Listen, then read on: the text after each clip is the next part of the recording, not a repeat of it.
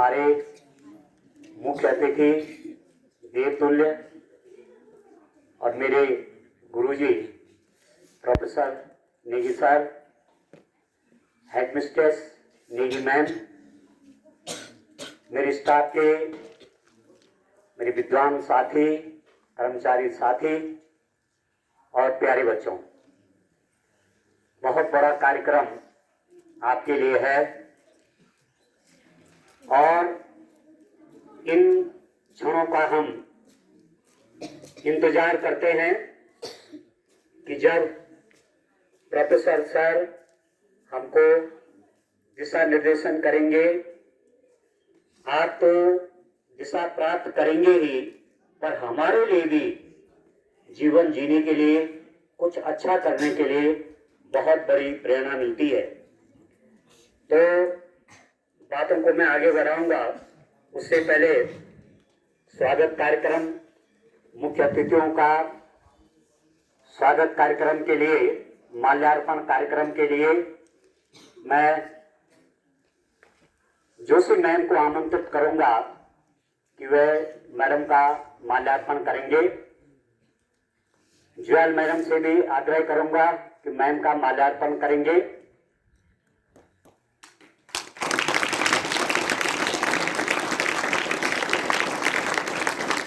Jwal madam,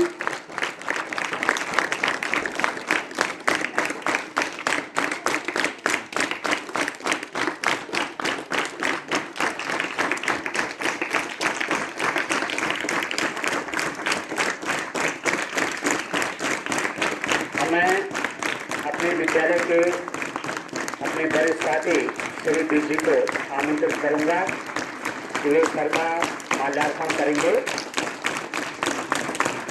और साथ ही राहुल जी से भी आग्रह करूंगा कि सर का माल्यार्पण करके विद्यालय में उनका स्वागत करेंगे और उनका आशीर्वाद प्राप्त करेंगे। एक एक घटना का आप गवाह बने होते हैं, ध्यान से देखिए हर चीज को। आगे आपको भी कार्यक्रम करने होंगे अपने जीवन में, तो देखना है कि कैसे होता है कार्यक्रम, किस रूप से करना पड़ता है। अब मैं बैज अलंकरण के लिए, मैम का बैज अलंकरण के लिए संजू मैम को आमंत्रित करूंगा और सर के बैज अलंकरण के लिए मैं मोतियाल सर को आमंत्रित करूंगा कि मोतियाल जी भी स्टेज में आकर के आप सर का बैज अलंकरण करेंगे। संजू मैम का बैज अलंकरण करके उनका स्वागत करेंगे विद्यालय में।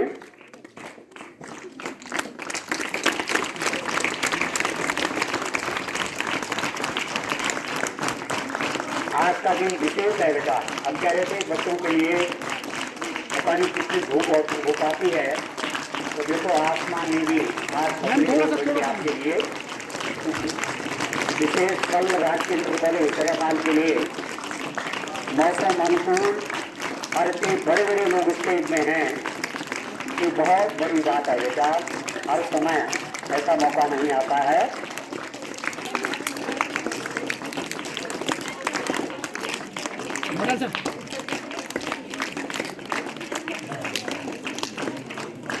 अब मैम को शॉल भेंट करेंगे ज्योति मैम। आप स्टेज पे आ जाएंगे ज्योति मैम, और अपने बड़े साथी श्री नेगी जी से आग्रह करूंगा कि वह प्रोफेसर सर को अंग वस्त्र भेंट करने का कष्ट करेंगे। श्री नेगी जी,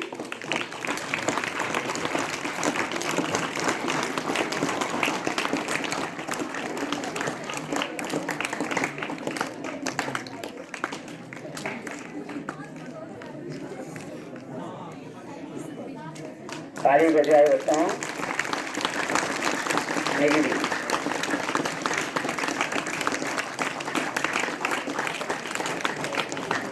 कि हमारे लिए बच्चों अब बहुत कम समय था, कुछ विशेष नहीं कर पाए।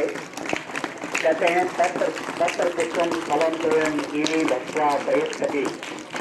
जो कुछ भी है भाव से आप अर्पण करेंगे तो निश्चित रूप में हमें खुशी मिलेगी कि हमने हमारा दिया हुआ एक सामान्य सा एक पुष्प निश्चित रूप में आप दोनों महान व्यक्तित्व अवश्य स्वीकार करेंगे। अब मैं ट्रॉफी के साथ आमंत्रित करूंगा श्री सेमवाल जी को और श्री जोशी जी को कि आप आगे आकर के, और विजय भी आगे आ जाएंगे, विजय भी आगे आ जाएंगे। ट्रॉफी बच्चों एक विद्यालय की पहचान एक भेंट के रूप में समर्पित कर रहे हैं, तो मेरा निवेदन है कि स्वीकार करने का प्रयास करेंगे।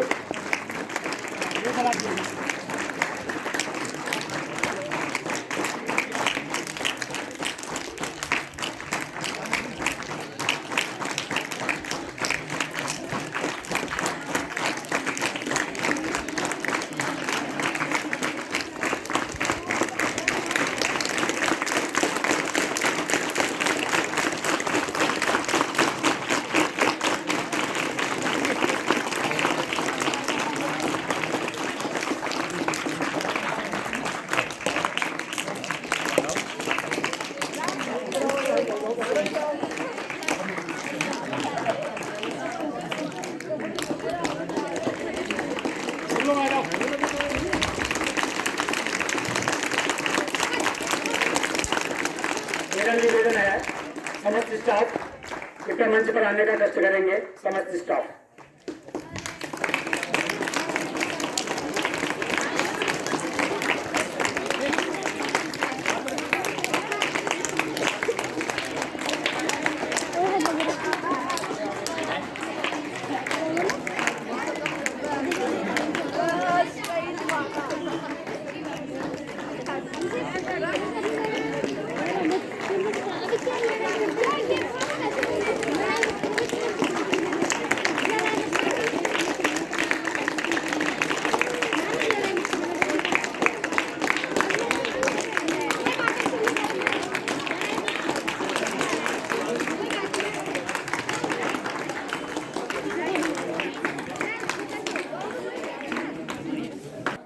विद्यालय परिवार की ओर से कि आपने इस विद्यालय के लिए महत्वपूर्ण समय निकाला। अब मैं अपने बीजी से, अपने वरिष्ठ साथी से निवेदन करूंगा कि सर और मैम का स्वागत में 2 शब्द बोलने का कष्ट करेंगे। सर और मैम का कार्यक्रम बहुत टाइट रहता है, पर फिर भी थोड़ा सा अपने भाव व्यक्त करने के लिए मैं बीजी को आमंत्रित करूंगा। फिर बीजी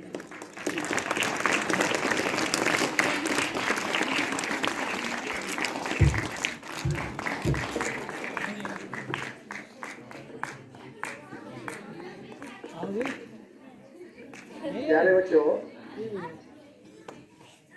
हमसे अधिक खुश नसीब कोई नहीं होगा कि आज हमारे बीच में हमारे गुरुदेव श्री नेगी जी और श्रीमती नेगी जी यहाँ पर हमारे को आशीर्वाद देने स्वरूप आए हैं।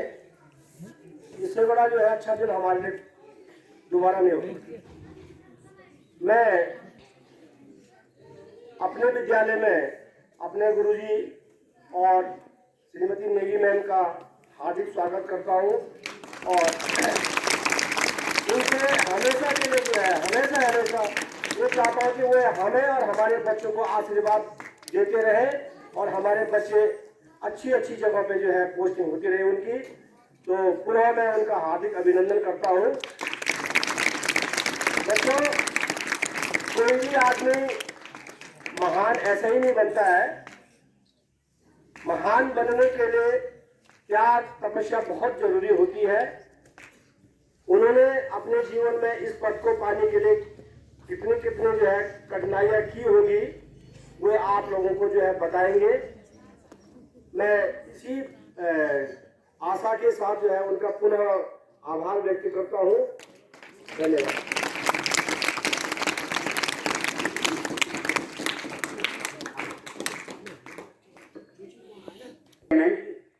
किसी चीज में हमको इंटरेस्ट कब आएगा? जब भागवत की कथा कथा होती है श्रीमद् भागवत की, तो पहला अध्याय उसमें महिमा बताई जाती है। महिमा क्या है?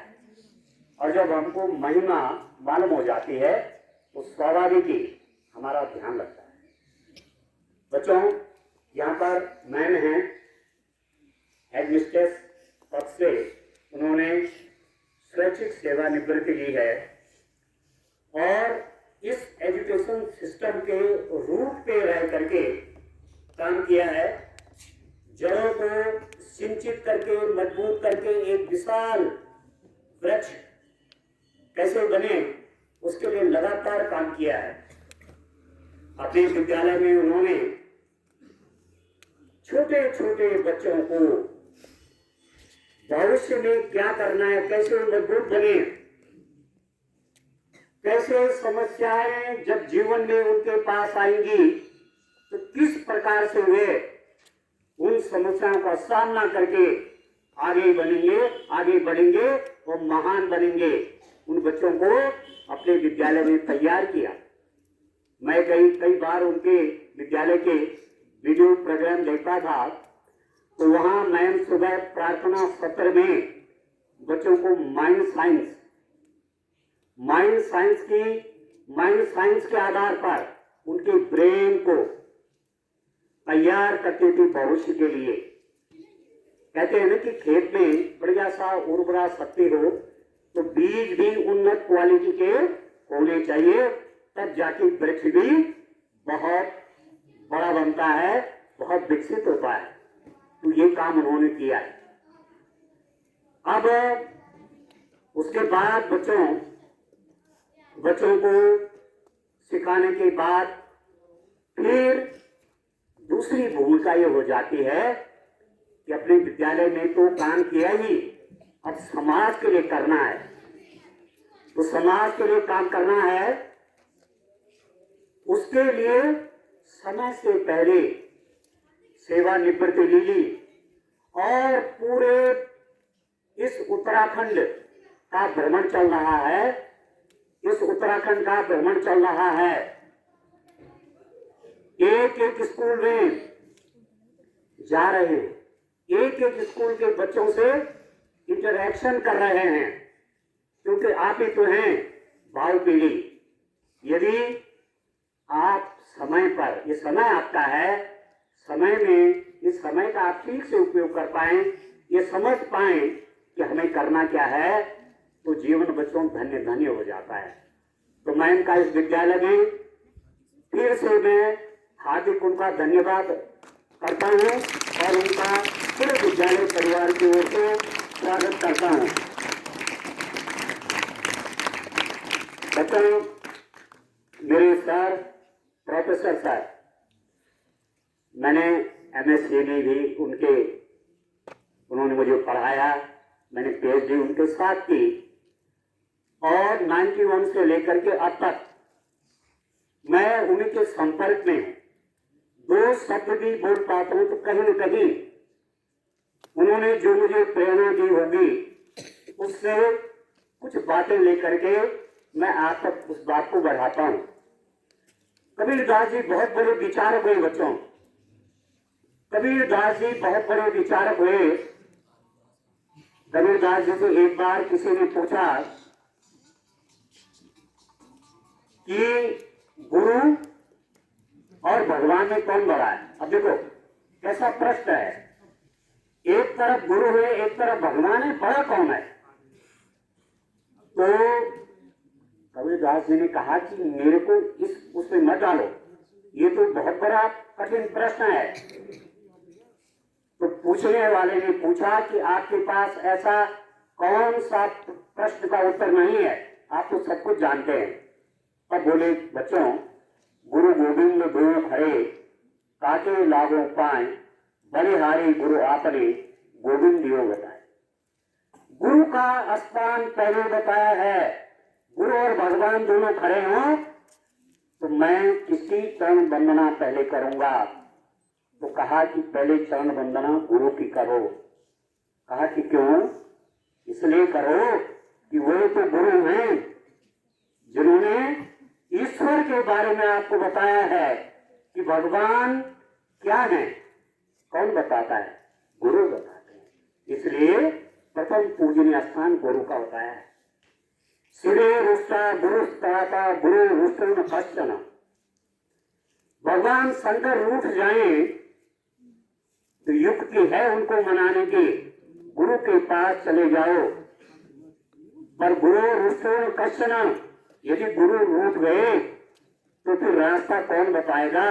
रास्ता तो वही बताएंगे बच्चों। तो आज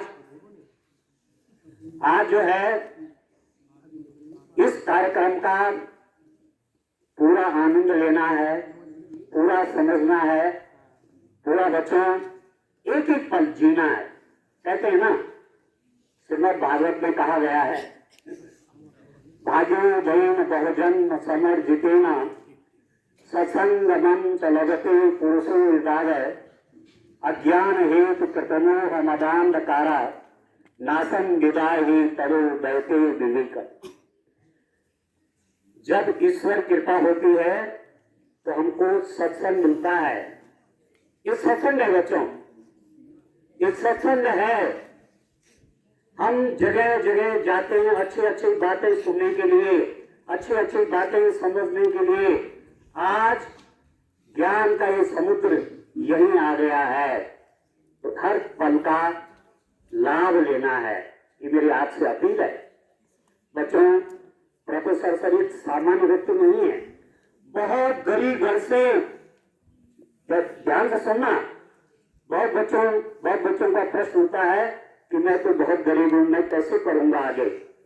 सर का उदाहरण देखिए, बहुत गरीब घर से परवरिश हुई है उनकी, सब कुछ अपने आप किया।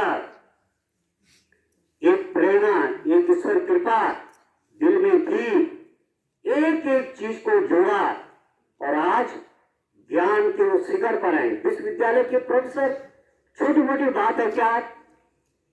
कहीं पर एक बल्ब जलता है और कहीं पर एक प्रकाश स्तंभ है जिसकी लाइट चारों तरफ जगमगा रही है, कितनों को रास्ता बता रही है। विश्वविद्यालय में यही प्रोफेसर का रोल है। कितने बड़े पद पर गए, एक गरीब घर का एक बच्चा इतने बड़े पद पर। हम कहते हैं महापुरुषों से प्रेरणा लीजिए। अब बात आती है महापुरुष कहाँ मिलेंगे? आज तो हमारे द्वार पर आए, एक एक चीज सीखनी है। हमारी गरीबी हमारे आड़े नहीं आएगी जब हम समर्पण से काम करेंगे। जैसे सर चले उसी पथ पर चलेंगे तो बहुत कुछ आपको सुनने को मिलेगा बच्चों। आज इतना बिजी हो गए इस काम के लिए। आप जानते हैं विश्वविद्यालय, केंद्रीय विश्वविद्यालय, सेंट्रल यूनिवर्सिटी, आजकल इंटर के बच्चे फॉर्म भर रहे हैं, सेंट्रल यूनिवर्सिटी का फॉर्म भर रहे हैं, CUET का। सेंट्रल केंद्रीय विश्वविद्यालय में प्रोफेसर इतने बड़े पद पर, और 22.5 महीने पहले इस काम के लिए, समाज के बच्चों का लाइफ सेव करने के लिए, उसको सेव देने के लिए रिटायरमेंट ले लिया, स्वैच्छिक सेवानिवृत्ति ले ली और अब पूरे ऑल इंडिया के चक्कर लगा रहे हैं। विश्वविद्यालय हो, मेडिकल कॉलेजेस हो, इंजीनियरिंग कॉलेजेस हो, पॉलिटेक्निक हो, इंटर कॉलेज हो, हाई स्कूल हो, जूनियर हाई स्कूल हो या प्राइमरी विद्यालय हो, जहां कहीं से भी ये होता है कि हमको थोड़ा समय दीजिए, तो सर ने अपना समय दे देते हैं। कितना भी थकान हो, कितनी भी परेशानी हो, उसको छोड़ करके एकदम वहां उपस्थित होते हैं कि आज मेरी आवश्यकता वहां है। एक शॉर्ट कार्यक्रम में मैंने सर को निवेदन किया था, क्योंकि मैं फेसबुक के माध्यम से, यूट्यूब के माध्यम से लगातार उनसे जुड़ा रहता हूँ। कहाँ कहाँ सर हैं, कहाँ कहाँ कार्यक्रम हो रहे हैं, तो मुझे था कि हमें ये महत्वपूर्ण समय आज मिलता है कि नहीं। एक कॉल की और सर इतने सरल हैं, सर ने कहा कि ठीक है मैं एडजस्ट कर लूंगा, मैं आ जाऊंगा। महान पुरुषों के लिए कह रखा है, वज्रादपि कठोराणि मृदूनि कुसुमावती लोकोत्तराणि चेतांसि ओहि विज्ञात मरहति। महान पुरुषों का जीवन कैसा होता है? वज्रादपि कठोराणि, वज्र के समान कठोर। किसके लिए? अपने लिए। अपने लिए वज्र के समान कठोर। जो प्रतिज्ञा कर ली है, जो अपने लिए रास्ता बना दिया है, कुछ भी हो उस कदम पे चलना है। और दूसरे के लिए मृदुनी कुसुमांगति, दूसरे के साथ ऐसा व्यवहार जैसे पुष्प होता है, एकदम कोमल, ऐसा उनका व्यक्तित्व है। बच्चों को लगता है कि इतने बड़े व्यक्तित्व हैं तो शराब को डर नहीं लगता। सारा डर उनके सामने खत्म, सारी परेशानियां खत्म। किसी भी भंवर में आप भी हो, उनको देख करके ही उनका व्यक्तित्व का ओरा इतना बड़ा है, उनके नजदीक ही बैठ करके एकदम शांति आ जाती है और दिखने लगता है जीवन में कि मुझे भी कुछ करना है। इतने बड़े व्यक्ति हैं बेटा। तो ध्यान से सुनना, आज ध्यान से सुनना, एक एक बात नोट करना। आपके पास कॉपी भी है, कुछ बच्चे हमारे होते नोट करते हैं क्योंकि भूल जाते हैं हम, तो कॉपी में आपका नोट रहेगा। तो बेटा उसको आप भविष्य में अपनी डायरी में उसको नोट करते रहिए, समझते रहिए और ऐसे क्षण को रिवाइव करते रहिए जीवन में। तो निश्चित रूप में आपका जीवन बहुत धन्य होगा। अब मैं अभी कुछ नहीं कहूँगा बच्चों, मैं भी आज के समय के लिए बेहतर हूँ कि मैं भी अपने लिए कुछ सुनना चाहूँगा, कुछ समझना चाहूँगा। तो अब मैं सर को भी स्टेज पर आमंत्रित करना चाहूँगा कि वो आकर के इन बच्चों को एक दिशा बच्चों की सही दिशा बन जाए। और ये बच्चे मुझे ऐसा लगा कि नशे की ओर भी जा रहे थे, कोमल बच्चे। तो मैं सर से ये भी निवेदन करूंगा कि बच्चे नशे की ओर कभी न जाएं, हमेशा नशे के प्रति मन में घृणा रहे और अपने जीवन को आप अच्छा से अच्छा बनाएंगे, अच्छी से अच्छी बातें अपने लिए संजोएंगे। मैं सर को आमंत्रित करूंगा। प्रस्तुत कर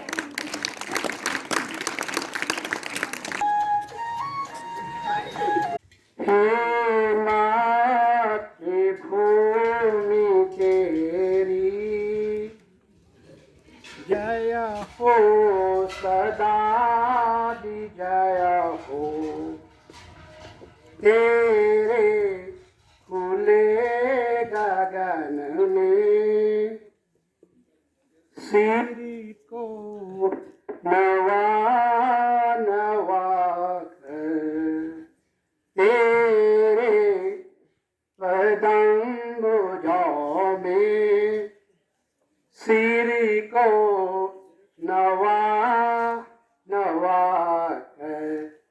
माता बसो हृदय में, बसला यही है। मां शादी को नमन करते हैं। उत्तराखंड के टिहरी जनपद के कीर्तिनगर ब्लॉक के राजकीय इंटर कॉलेज हिंसरा खाल में आज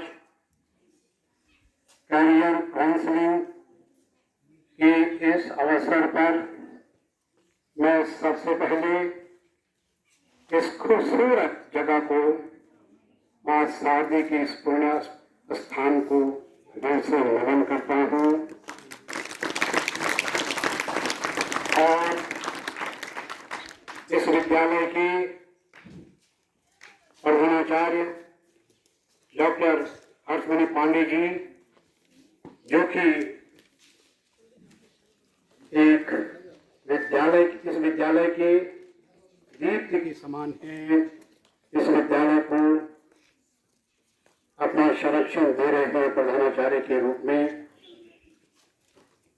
सौभाग्य से वो मेरे स्टूडेंट भी हैं। इस विद्यालय को अपनी विद्वत्ता से संयोजने वाले विद्वान गुरुजन वृंद, विदुषी बहनें, यहाँ के कर्मचारी बंधु, मेरे साथ में आई हुई मेरी धर्मपत्नी श्रीमती पुष्पा नेगी और प्यारे छात्र एवं छात्राओं, सबसे पहले मैं आप सभी का मुझे इतना खास समय देने के लिए, व्यस्त कार्यक्रम से मुझे इतना अच्छा समय देने के लिए मैं आप सभी का बहुत बहुत धन्यवाद करता हूँ।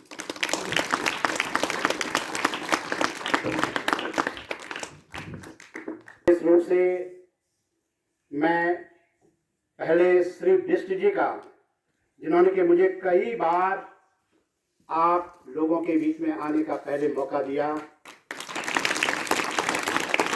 और आज मैं डॉक्टर पांडे जी का बहुत बहुत धन्यवाद करता हूं कि मैं यहाँ पर आकर के आपके बचपने को देख करके जो आप सीखते हैं, छोटी छोटी चीज़ों पे जिस कदर आपकी नज़र पड़ती है, आप उठना सीखते हैं, नए नए कदमों की जो आहट आपके चलने की मुझे सुनाई देती है, जो करने का, कुछ खास करने का आपका मन करता है, वो मुझे आपके बीच में सीखने को मिलता है।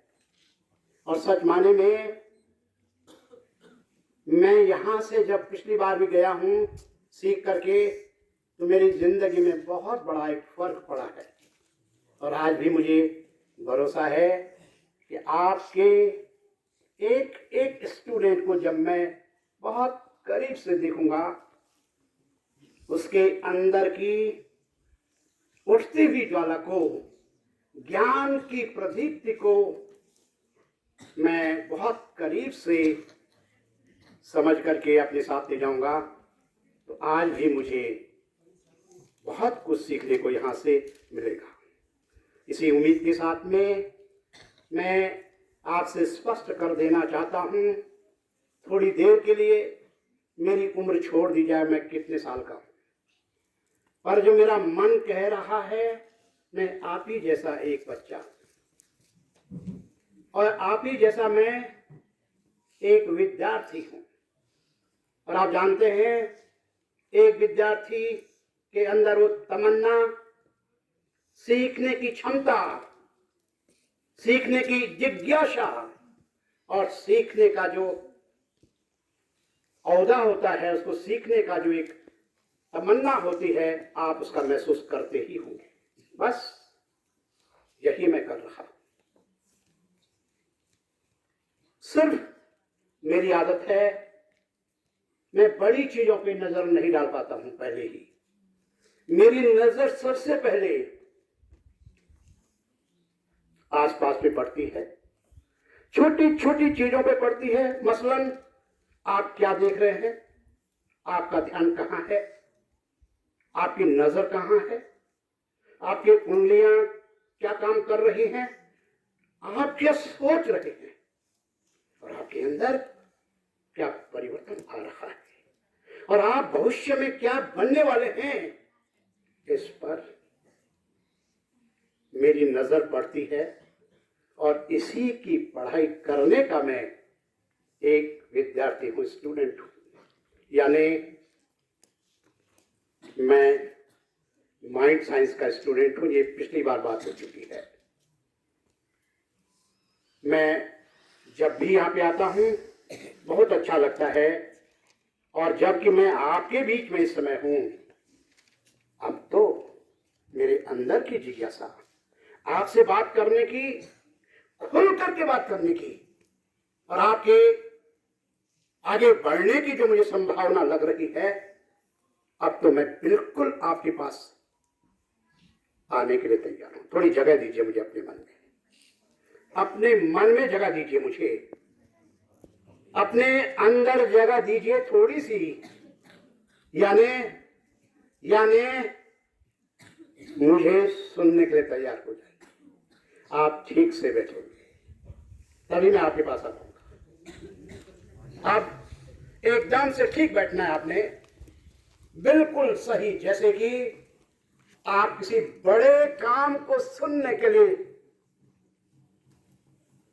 तैयार रहते हैं, जो आपका आज तक का सबसे अच्छा हो प्रदर्शन सुनने के लिए, जिस जिज्ञासा को आप तब उपयोग करते हैं जब आपको आपके कामों के लिए, आपके प्रदर्शन करने के लिए ऐसे ही बड़ी भीड़ में आपका नाम अनाउंस होने वाला होता है, और जो अनाउंसर होता है उसके हाथ में एक बहुत बड़ा कोई अवार्ड होता है, और पता है आपको, मैं भी इसमें पार्टिसिपेट कर चुका हूँ, ये पाने का मैं हकदार हूँ, आपको ये पता है।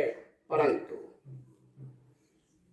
सिर्फ ध्यान इस बात का होता है कि जो अवार्ड देने वाले हैं, जो वहां से बोलने वाले हैं, वो देर ना करें और एक एक शब्द पे आपकी नजर होती है। यही नजर आज आप यहां से बैठ करके यहां पर मुझे सुनने के लिए, समझने के लिए देंगे। क्या मेरी आवाज आपको सुनाई दे रही है? क्या मैं ठीक से बोल पा रहा हूं? क्या यदि मैं 1 घंटे तक ऐसे ही बोलता रहा तो आपकी समझ में मेरी बात आ जाएगी? ओके। और यदि मैं आपसे प्रश्न करूं किसी भी प्रकार का, और आप उसका बाय चांस उत्तर जानते हैं पर आपको विलंब हो जाए तो क्या होगा? ये सोचने का प्रश्न है। फिर अगला सवाल, क्या आपके लिए यह स्कूल बहुत अच्छा है? तो क्या आप यहां से बड़ी सफलता प्राप्त करना चाहते हैं? ओके, अंतिम सवाल है मेरा, क्या आप बड़ी सफलता प्राप्त करने के लिए कुछ भी बदलाव ला सकते हैं अपने अंदर? एक बार फिर मैं यहां से रिक्वेस्ट करूंगा, ठीक से बैठे, क्योंकि बहुत बड़ा काम आपने खुद ही स्वीकार कर दिया है। अब आप प्लीज इधर उधर कतई नहीं देखेंगे, नहीं तो हम सब इस प्रोग्राम के हिस्से बन चुके हैं। और आज जैसे कि पिछले कई प्रोग्राम्स में भी हमने कहा कि छोटी छोटी चीजें बड़ी बनाई जाएंगी। आज हम ये जानने की कोशिश करेंगे कि किस प्रकार से यहां से आगे बढ़ने पर हमारा भविष्य सुनहरा हो सकता है। हम जैसे कि यहां से हजारों छात्र निकल करके आज देश और दुनिया में नाम कमा रहे हैं, इस विद्यालय का, इस क्षेत्र का नाम रोशन कर रहे हैं, ऐसे ही हम सब भी आगे कर सकते हैं, उसके लिए तैयार रहिए। अब कैसे बनेंगे, कैसे हम भी वहां तक पहुंच पाएंगे, आज इसी विषय पर करियर काउंसलिंग का प्रोग्राम आपके सामने रखने के लिए मैं आपकी अनुमति चाहता हूं। क्या मैं प्रोग्राम शुरू कर लूं? Thank you. मैं आप अब कुछ नहीं, ताली नहीं बजाएंगे प्लीज, लास्ट तक, जब आपकी समझ में आ जाएगा, लास्ट में टाइम मिलने पर खुद ताली बजाएंगे, बीच में नहीं। अब मैं आप सभी का करियर काउंसलिंग के इस प्रोग्राम में, इस दुनिया में हार्दिक अभिनंदन करता हूं। प्यारे बच्चों, डॉक्टर पांडे ने बहुत सारी चीजें आपको माइंड साइंस के विषय में बताई। मैं उनको सुनता रहता हूं, देखता रहता हूं। मैं जितना उन्होंने बताया है और जितने अन्य टीचर्स यहाँ पे अपने 100% ज्ञान को आपके पढ़ाने के लिए ही नहीं, बल्कि आपको एक अच्छा इंसान बनाने के लिए, आपको दुनिया में बड़ा काम करने के लिए, आपके भविष्य को निखारने के लिए वो अपना पूरा समर्पित होकर के काम करते हैं। सबसे पहले मैं दिल से आप सभी टीचर्स को हृदय से धन्यवाद करना चाहता हूँ। ऐसा माहौल बहुत कम देखने को मिलता है, सौभाग्य है हमारा ऐसी जगह पे ऐसे टीचर जो कि उत्तराखंड से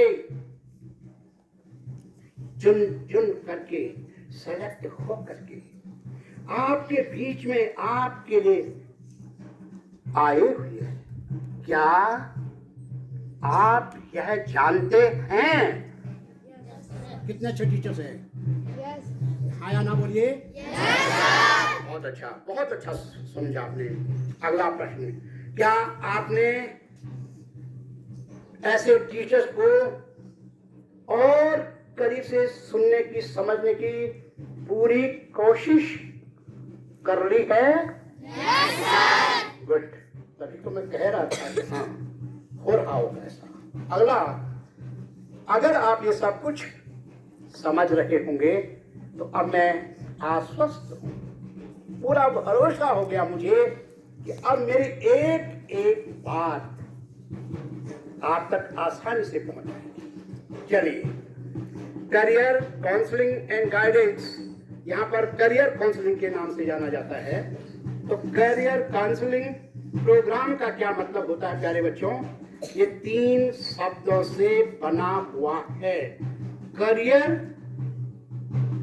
काउंसलिंग एंड प्रोग्राम। ध्यान से देखो, करियर मीन्स पढ़ करके मन भर करके ताकत अपने अंदर पैदा करके मन भर करके दिल भर करके इच्छा शक्ति से पूरा पढ़ाई करके अब मैं किधर जाऊं, कहां जाऊं, किस क्षेत्र में जाऊं, कैसे जाऊं, क्या बनूं, क्या काम करूं, किसके लिए जाऊं, तो समाज कौन होगा, दुनिया कौन होगी, और कैसे निरंतर आगे बढ़ता रहूं। यही होता है करियर काउंसलिंग प्रोग्राम का मतलब। दुनिया में बहुत सारे क्षेत्र हैं, हमारे पास शिक्षा भी है। शिक्षा के विषय में मैं बहुत ज्यादा यहाँ पर नहीं कहूंगा, क्योंकि जहां तक मैं समझता हूँ यहाँ पर बहुत अच्छी शिक्षा आप ले चुके होंगे, पढ़ाई बहुत अच्छी कर चुके होंगे। उस पर तो मेरी क्या मजाल है, मैं उस पर बात कर दूं। अच्छे टीचर्स हैं आपके, मैं सिर्फ बात कर रहा हूं। अब पंख तो लग गए, पर उड़ान कैसे हुई? जैसे कि एक पक्षी को उड़ने के लिए केवल पंखों की जरूरत नहीं पड़ती है, बल्कि उसको हौसले की जरूरत पड़ती है, और तब वह आकाश में दूर दूर तक उड़ता है और जहां चाहता है वहां दौड़ जाता है।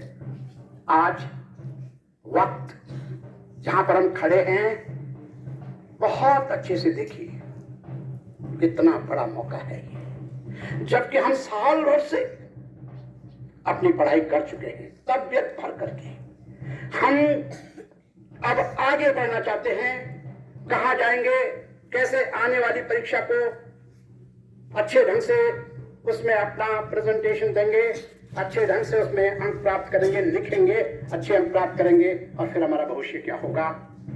आज पूरा का पूरा हमारा ध्यान उस उड़ान पे है, उड़ान पे है, उस हौसले पे है।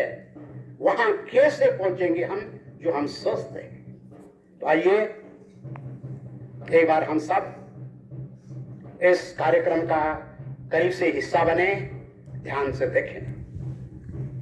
जैसे कि हम जानते हैं कि शिक्षा के 3 मुख्य अंग हैं। सबसे पहले होती है अच्छी पढ़ाई करना, और अच्छी जब पढ़ाई हो जाती है वो साल भर आप कर चुके हैं, उसके बाद इसका दूसरा हिस्सा होता है उस पर मनन चिंतन। मैंने क्या सीखा, इसमें मेरे मतलब का क्या है, मेरे भविष्य के लिए इसमें मैं क्या क्या मेरे लिए आया है, क्या मैंने उस पर काम कर लिया है? क्या मैंने उसको समझ लिया है? क्या मैंने उसको महसूस कर लिया है? ये दूसरा भाग होता है।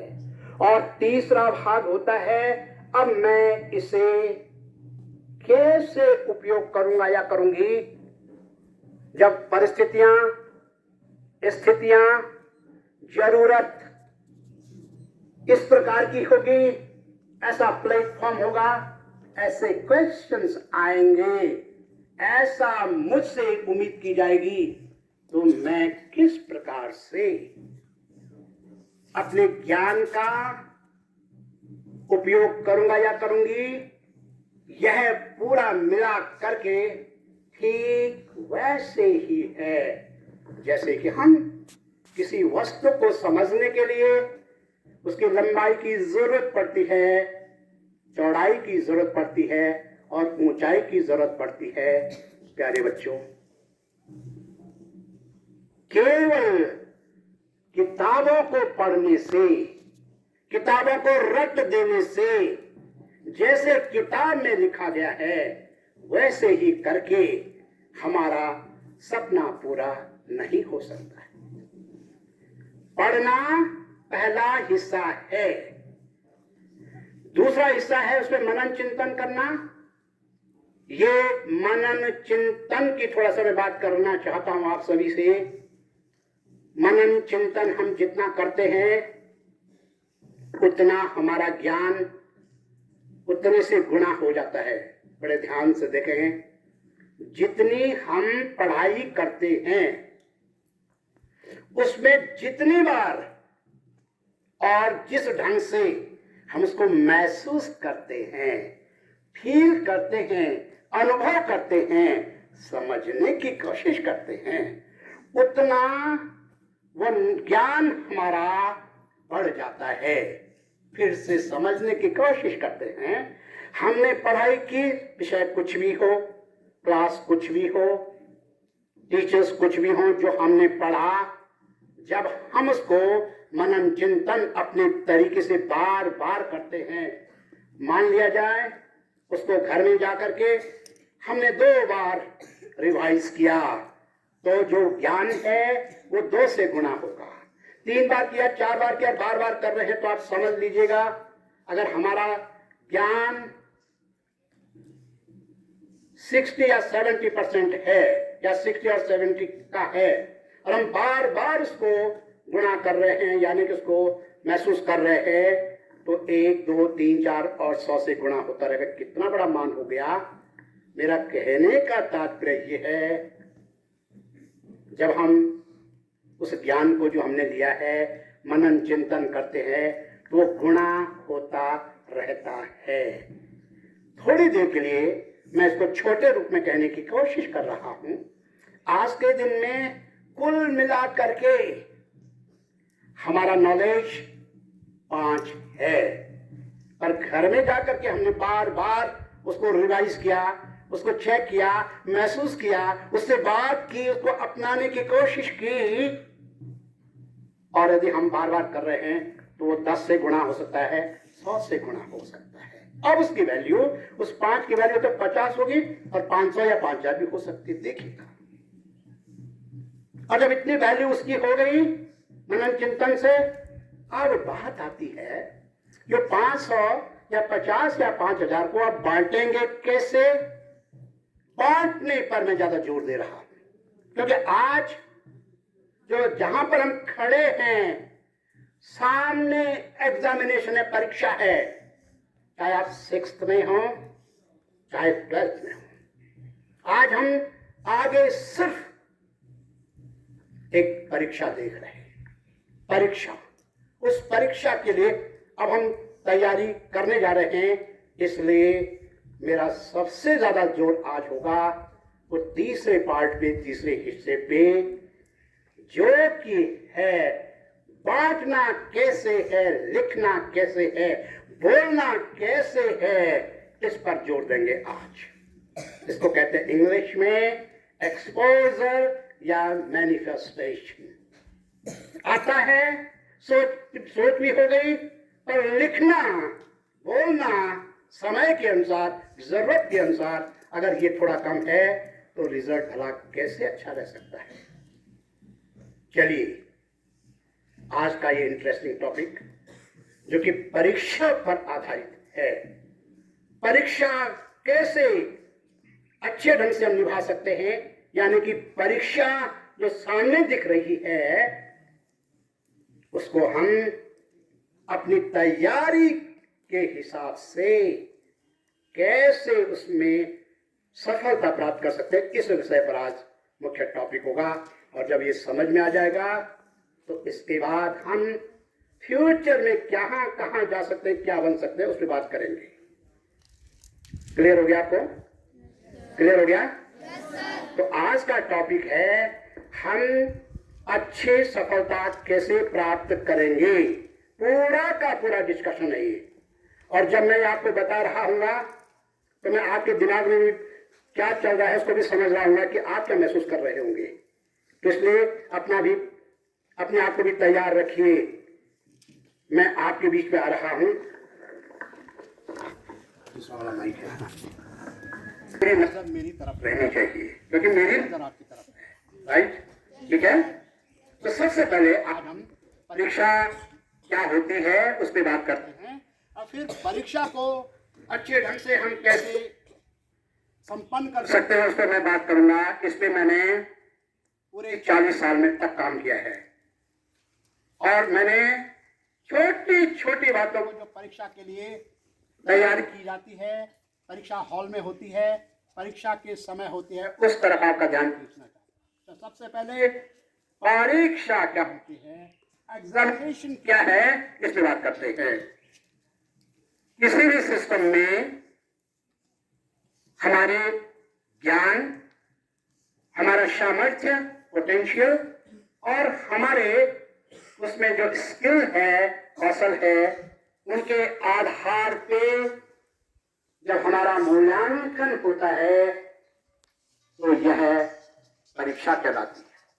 अभी परीक्षा विद्यार्थियों के लिए कुछ पाठ्यक्रम, कुछ कोर्स के आधार पर होती है। साल भर 6 महीने में या कुछ महीने में, कुछ समय में जो पढ़ाया जाता है उसमें विद्यार्थियों को कितना समझ में आया, कितना उन्होंने उसमें अपना कुछ जोड़ा है और कैसे वो परीक्षा हॉल में प्रश्नों के जवाब देते हैं, इस पर मैं आपसे बात करने वाला हूं। ज्ञान आपने ले लिया है, अब आपको परीक्षा में अच्छी सफलता प्राप्त करनी है तो सबसे पहले आज परीक्षा का एक नया नाम दिया जाएगा। परीक्षा का नाम एक नए रूप में लिया जाएगा क्योंकि हम जिंदगी में या तो पढ़ाई के लिए हर 3, 6 और साल 6 महीने और साल भर में परीक्षा देते हैं, परंतु प्यारे बच्चों वास्तविक जिंदगी में हम हर मोमेंट, हर दिन में परीक्षा देते हैं। ये परीक्षा जो आप किसी कक्षा को पास करने के लिए देते हैं, इससे भी बढ़कर है हम जिंदगी में जो हमारे सामने स्थितियां आती हैं उनमें हमारी हर समय परीक्षा होती रहती है। आइए आज चाहे वो परीक्षा हो जिंदगी की, चाहे वो पढ़ने लिखने वाली परीक्षा हो, इसको अपनाएं और एक नया नाम दें। आज से सबसे पहले ये जो परीक्षा हमारे सामने है इसको एक नया नाम देते हैं, नोमेनक्लेचर करते हैं, इसका नया नाम देते हैं। परीक्षा मेरे लिए एक सौभाग्य है, परीक्षा मेरा एक परीक्षा में बैठना, परीक्षा में जाना मेरे लिए एक सौभाग्य है। ठीक वो सौभाग्य जब हमें बहुत बड़ा प्राइज मिलता है, या जब हमारा सपना पूरा होता है, ठीक वैसे ही जो खुशी हमें तब होती है, ध्यान दे, ध्यान, वही फीलिंग, वही काम खड़े, वही फीलिंग, परीक्षा, जैसे कि कोई हमें बहुत बड़ा कोई अवार्ड, कोई प्राइज, कोई खास बड़ी बात हो रही हो। आज से परीक्षा को इस तरीके से महसूस करिए, हाव भाव, परीक्षा, परीक्षा, परीक्षा, मेरी परीक्षा, ये भाव तैयार करिए आज। और परीक्षा का जो किसी प्रकार का थोड़ा सा भी, कहीं भी इतनी कोई दिक्कत है, उसको आज दूर भगाइए। फिर से करिए, फिर से बता रहा हूं मैं, करिए अपने आप, परीक्षा, बोलिए, फिर से बोलिए, परीक्षा, परीक्षा, मेरे लिए परीक्षा, मेरे लिए परीक्षा, मैं पूरा तैयार हूं, मैं पूरा तैयार हूं, परीक्षा, मेरी परीक्षा, मेरी परीक्षा, और घर में करिए इसको, क्योंकि इस परीक्षा को ठीक से नहीं अपनाने की वजह से, पुराने पैटर्न में रखने की वजह से अच्छे अच्छे ज्ञान वाले भी बिना ज्ञान के बन जाते हैं, उनका ज्ञान खत्म हो जाता परीक्षा के नाम सुन करके। इसलिए ध्यान दो, परीक्षा में सौभाग्य, परीक्षा का मतलब सौभाग्य, क्या बोला, परीक्षा का मतलब, अब मैं यहां से प्रयोग कर रहा हूं, मेरी तरफ देखो, मैं सबको, सबके चेहरे पर देख रहा हूं, और मैं बताऊंगा कि परीक्षा को देख करके अब आपको कैसा लग रहा है।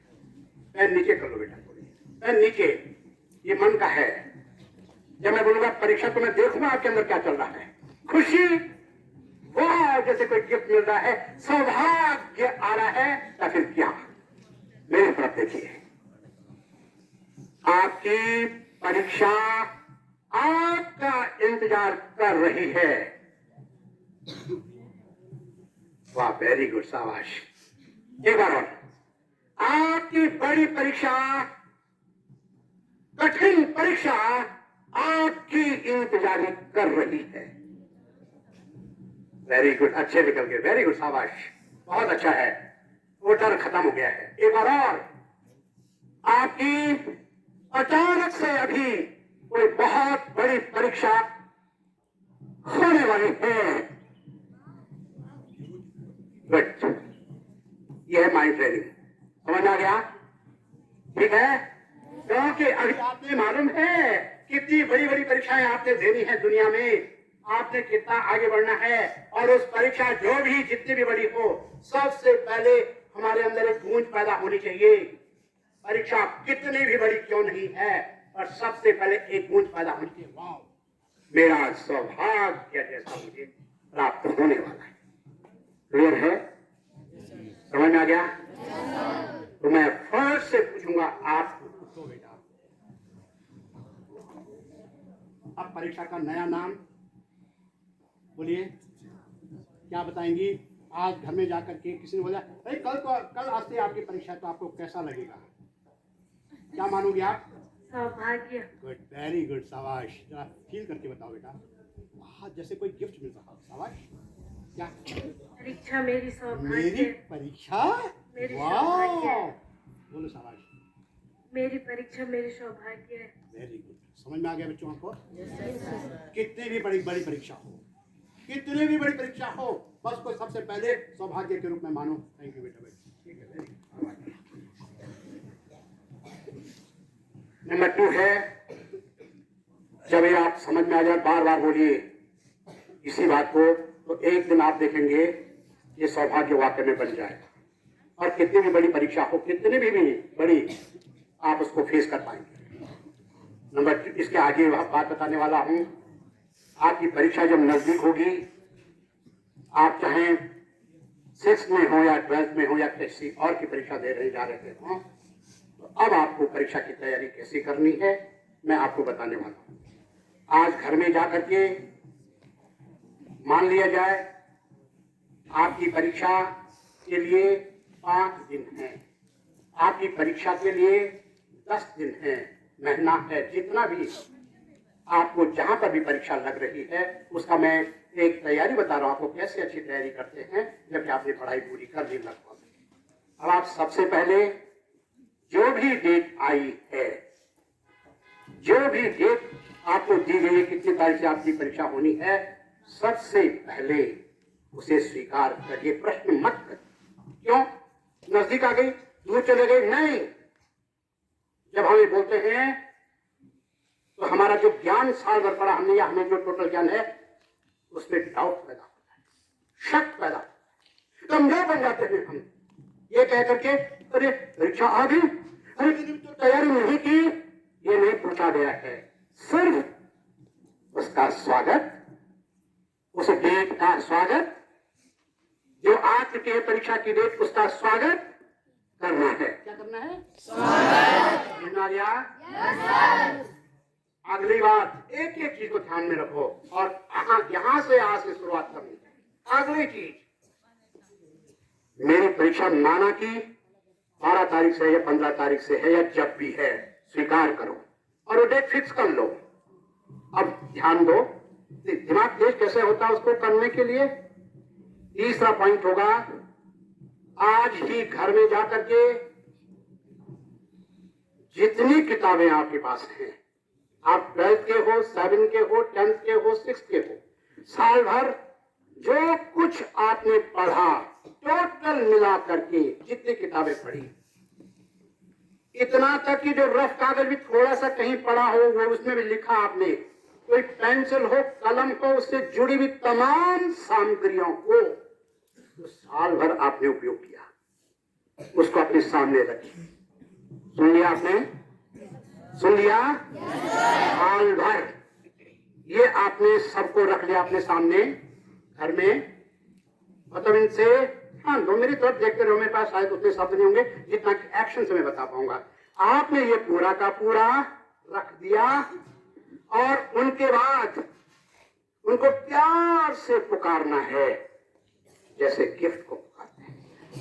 ये पूरी की पूरी सामग्री मैंने साल भर उपयोग की, इस पूरी सामग्री को पढ़कर इसके कारण मैं होशियार बना, इससे मैंने अपनी पूरी पढ़ाई की।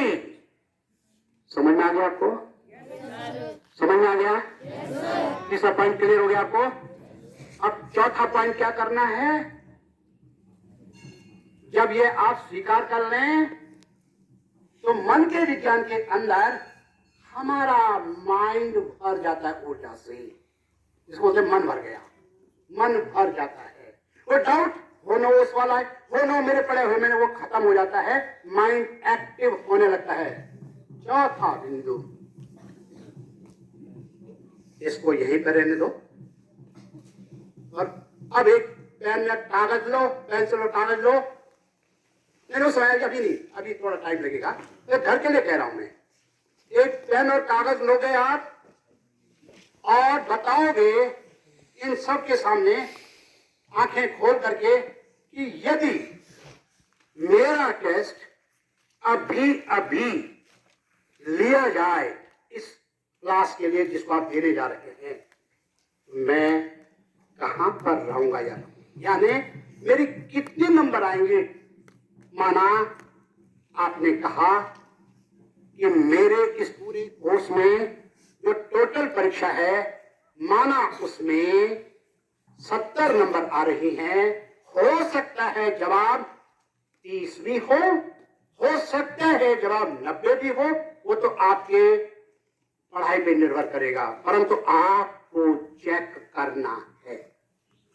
समझ में आ गया? समझ में आ गया? ऐसे क्यों कह रहा हूं मैं? इसके पीछे ये है कि हमारे अंदर जो ज्ञान है, फीलिंग है, एक्शन है, वो ध्यान दो इधर, वो एकत्रित हो जाता है, एक अल्टीमेट अंतिम स्वरूप में आ जाता है।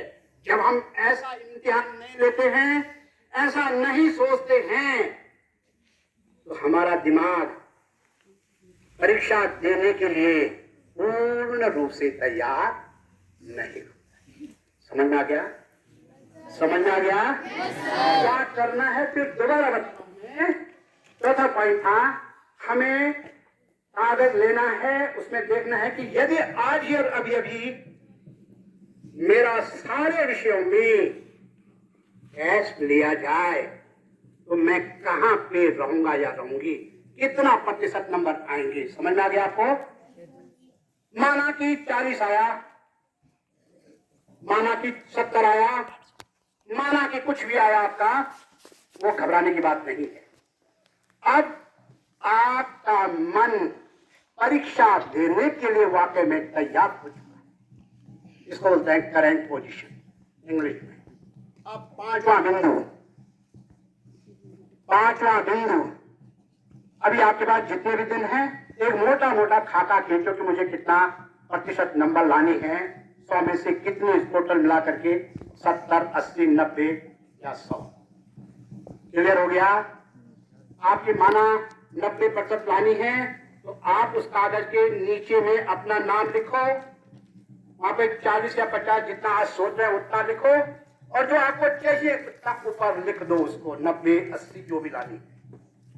और उस पूरे कागज को जहां पर आपकी नजर बार बार आते जाते समय पड़े घर में, वहां पर रख दो। बार बार यहाँ पे माना आप बार बार आते जाते समय देखोगे आप 80%, यहां से आते जाते समय या सिराने पे 80%। एग्जैक्टली आपका माइंड 80% के लिए पूर्ण रूप से तैयार हो गया। शरीर के अंदर क्षमताएं भी वैसे ही होंगी। क्लियर हो गया?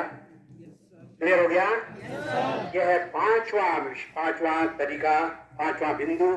छठवां बिंदु, मान लिया जाए एग्जामिनेशन बिल्कुल नजदीक आ गया है।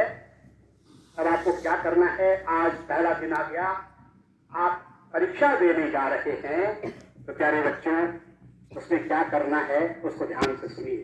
जिस दिन आप परीक्षा के लिए जाते हो, जब घर से आप परीक्षा देने निकलते हो, पहला जो घर के बाहर आपका कदम होता है उसको ध्यान से देखिए।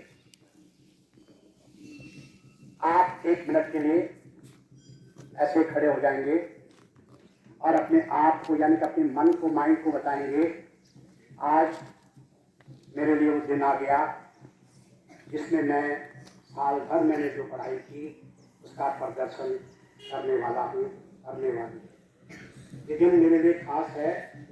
और आज जैसा भी मेरी सीट होगी, जहाँ पर भी होगी, मैं जहाँ जिस रूम में होऊंगा, जैसा भी पेपर आएगा, मैं इन सब को अच्छे से समझ करके अपना अच्छा प्रदर्शन करूंगा। प्यारे बच्चों, ये माइंड बहुत तेज हो गया माइंड तेज अब। और जब आप घर से निकले, छठवां बिंदु, ध्यान दो इधर। जब घर से निकले, प्लीज किसी से बात ना करें। सीधे घर से आए परीक्षा देने के लिए, आपको मत पता रहता कितना टाइम लगना है। जब कितनी भी इंपॉर्टेंट बात क्यों नहीं है, किसी से कोई बात नहीं करनी। सीधे घर से आए, सीधे आप परीक्षा की तरफ आए। परीक्षा हॉल में आपने पूछा, सर मैम मेरी सीट कहाँ पे होगी? आप बैठेंगे वहां पे। उस सीन को देखिए, जो सचमुच घटना होती है। सीट में बैठेंगे आप,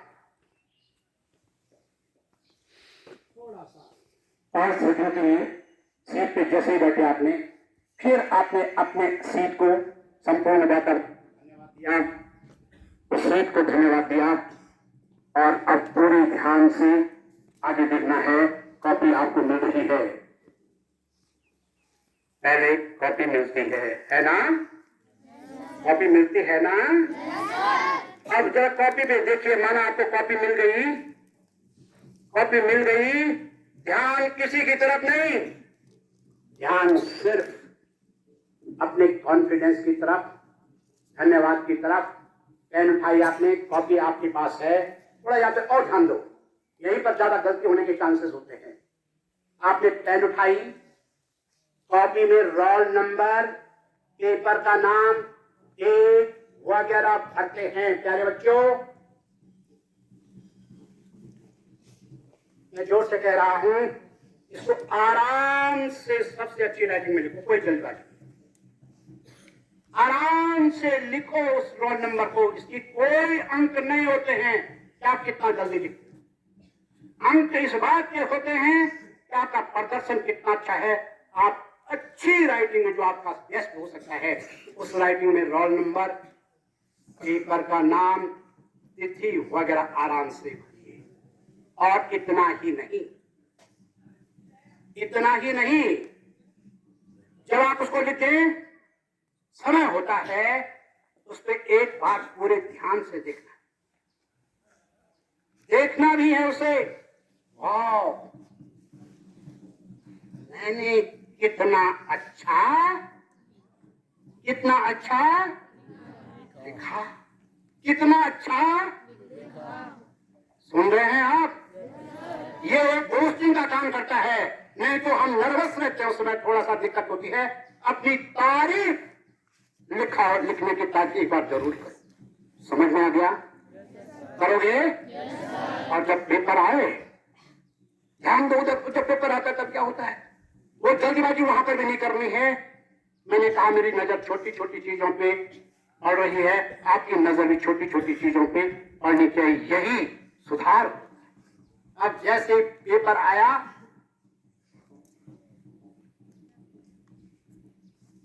सर ने, मैम ने पेपर दिया, एक बार खुशी खुशी ग्रहण, खुशी खुशी ग्रहण।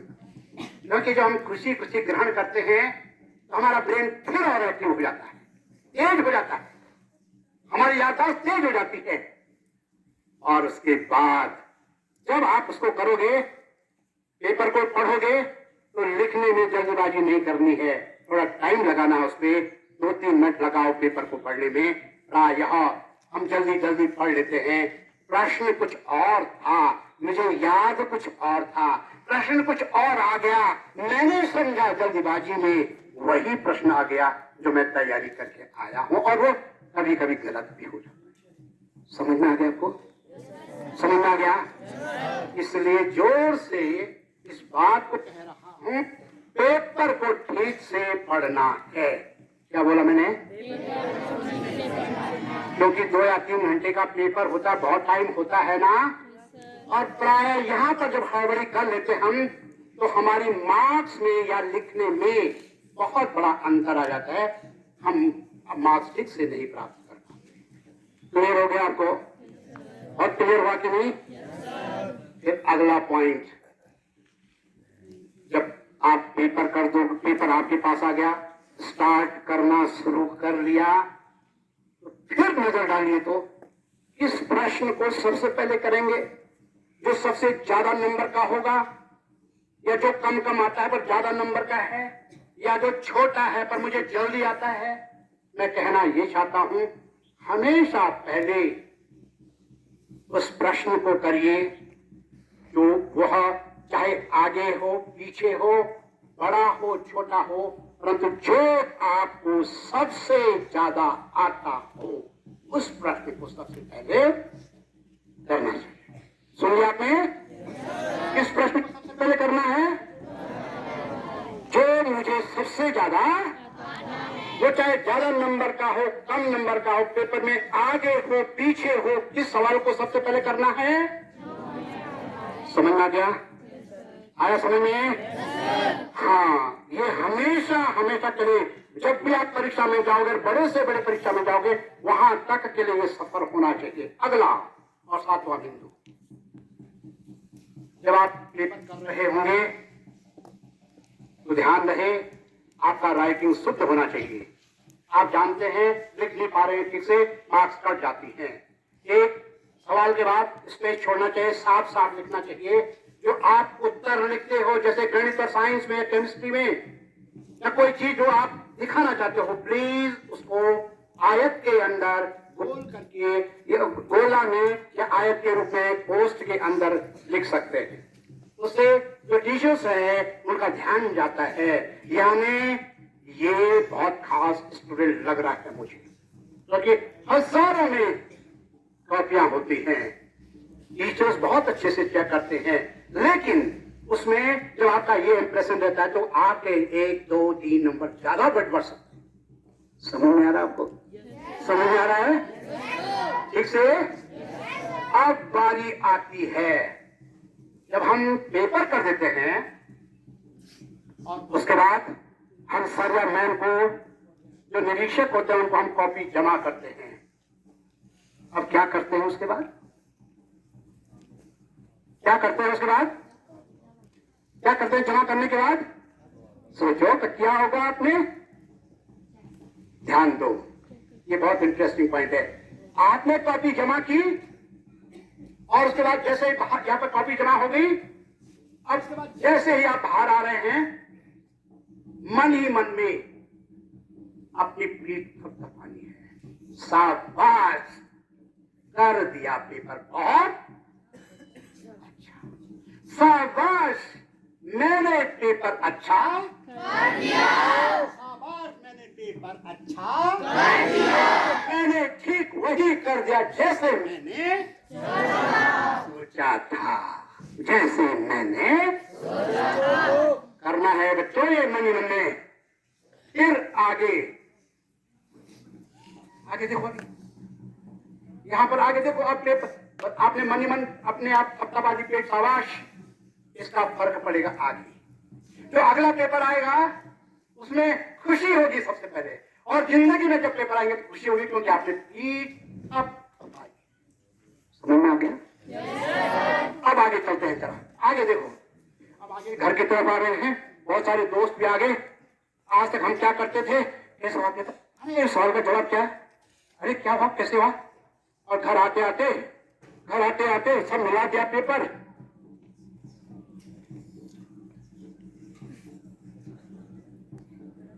समझ गया? यही होता है जिससे बचना चाहते हैं। हाँ, तो क्या करना है? यहाँ तक तो ठीक है, समझ में पीठ थपथप आपकी थी। अब क्या करना है? अब घर आओगे, फिर किसी से पेपर नहीं मिलाना। क्या बोला मैंने? किसी से पेपर के संबंध में कोई बात, जोर से बोलिए, करना है ये। पेपर के संबंध में अब किसी से कोई बात नहीं, और सीधे घर आए, कम बात, बहुत जरूरी होता बात करिए, नहीं तो इससे ज्यादा बात नहीं करनी है। फिर आए, मन ही मन में बहुत अच्छा हुआ मेरे पेपर, अच्छा हुआ मेरे पेपर। अब तो मैं और बड़ा, और आगे वाले पेपर को और अच्छे से कर सकता हूँ या कर सकती हूँ। अब तो मैं और अच्छे से कर सकता हूँ, अगले पेपर के लिए मैं और तैयार हूँ, अगला पेपर मेरा और अच्छा होगा, अच्छी पढ़ाई होगी। दिमाग की फिर एक एनर्जी और आ गई, ताजा हो गया दिमाग, और फिर अगले पेपर की ऐसी तैयारी। अब आप कह रहे होंगे कि फिर मेरी मार्क्स का पता कैसे लगा कि मैंने ठीक किया कि नहीं किया, है ना? मिलाना नहीं है पेपर, क्या नहीं मिलाना पेपर? उस समय नहीं, जब सारे पेपर खत्म हो जाए, अब पेपर देखना है मेरे कितने, हाँ मैंने पेपर कैसे, अब सारे पेपर समझ आ गया कि करोगे ऐसा? तो जो आप में से जिसकी समझ में ये आ गया, 7 पॉइंट मैंने आपको बताया, वो जरा खड़ा हाथ करे और बताए कि मैंने करना है जिंदगी में। हाथ खड़ा करो, जिसको ये करना है एग्जामिनेशन में, हाथ खड़ा करिए ना, जो आपको समझ में आया, हाथ खड़ा करिए। Very good. अगर आप ये बात समझ में आ गई है तो हाथ खड़ा करिए, उठाओ, खुद करिए, हम निकालने के लिए आप हाथ खड़ा, ओके। तो नीचे कर लीजिए। ये इस बात का संकेत है कि परीक्षा के बाद, ये परीक्षा के ड्यूरेशन में आप ऐसा करोगे, इससे ये पूरा का पूरा माइंड साइंस है। और मैं जैसे आपको बता रहा था, मैंने अपने पूरे 40 साल इस पे लगाए हैं इसको समझने में। उम्मीद करता हूँ ये बात आपको समझ में आ रही होगी, ठीक है? आ गया समझ में? अब चलते हैं, ये तो पहला पॉइंट था। अब मैं दूसरे पॉइंट की तरफ बताना चाहता हूं कि आप क्या क्या कर सकते हैं ज़िंदगी में। अब आया कैरियर 5-7 मिनट में कैरियर काउंसलिंग के विषय में आपको बताना चाहता हूं कि कैरियर काउंसलिंग के को आप कैसे लाइट है ना। Yes sir. सुनना चाहते हो ना? yes, sir. मुझे तो अच्छा लग रहा है, आपको कैसा लग रहा है? अच्छा। आप करते हैं कि उड़ान कैसे भरने और कहाँ भरने, कहाँ जाना है। हाँ तो चलिए कोई बात नहीं है, लाइट नहीं मिलेगी तब भी काम चलता है। अब तो हमारे सुनने और बोलने के चांसेस और बढ़ गए हैं प्यारे बच्चों। अब तो नेचुरल आवाज आप तक पहुंचने वाली है मेरी, है ना। तो देखते हैं इंटरमीडिएट करने के बाद, मैं बात कर रहा हूँ यहाँ पे इंटरमीडिएट कम से कम पढ़ना चाहिए, पढ़ाई पे जोर देना चाहिए। और कम उसके बाद जिस भी क्षेत्र में जाओ आप, इंटरमीडिएट की क्लासेस तक बहुत अच्छे से पढ़ाई होनी चाहिए। उसके बाद क्योंकि इंटरमीडिएट का ही मतलब ही यह होता है एक नई दुनिया में प्रवेश करने का पहला चरण, उसको कहते हैं इंटरमीडिएट। समझ में आ गया आपको? बड़ी उड़ान भरने के लिए पहला जो कदम होता है उसे इंटरमीडिएट कहते हैं। समझ में आ गया? यानी इंटरमीडिएट तक आपको बहुत अच्छे से पढ़ाई पर ध्यान देना चाहिए। उसके बाद इंटरमीडिएट करने के बाद मैं पहले बताऊंगा साइंस के बाद क्या क्या स्कोप है। उसके बाद मैं हर आर्ट्स और कॉमर्स का आपको बताऊंगा जितना मेरे पास नॉलेज है। यो तो बहुत बड़ी लिस्ट है मेरे पास, लेकिन मैं इस समय कुछ चीज़ें जो संभव हैं उनको आपके सामने रखने की कोशिश करता हूँ।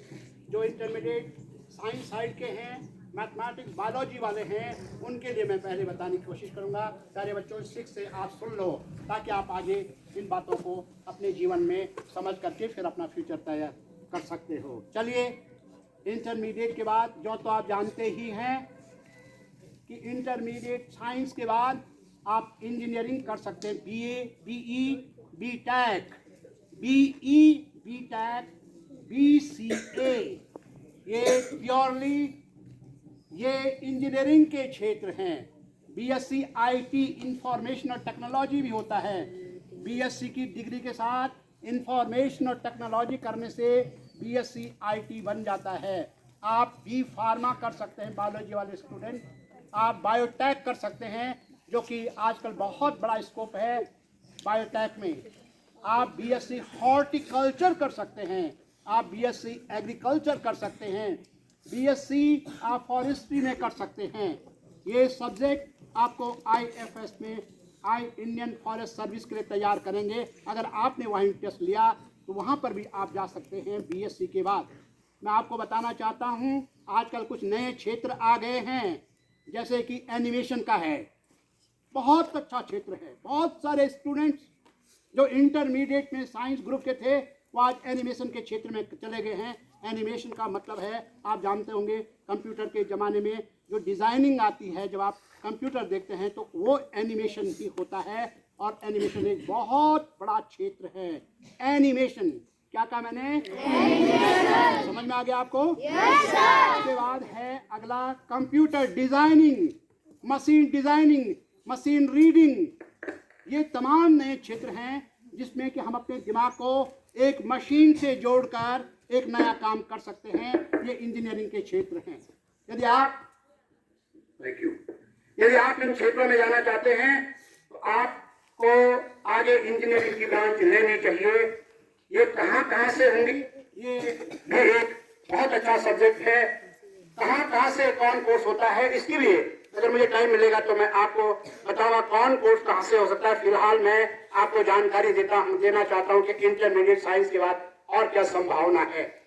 प्यारे बच्चों, जो बायोलॉजी वाले हैं, जिनका ड्रीम डॉक्टर बनना है, बाई चांस कभी कोई ऐसी बात हो जाती है, कोई आप में से वहां नहीं पहुंच पाता है, तो उसके लिए बायोटेक एक अच्छा सब्जेक्ट है। उसके बाद B फार्मा भी एक अच्छा सब्जेक्ट है, करिए उसको।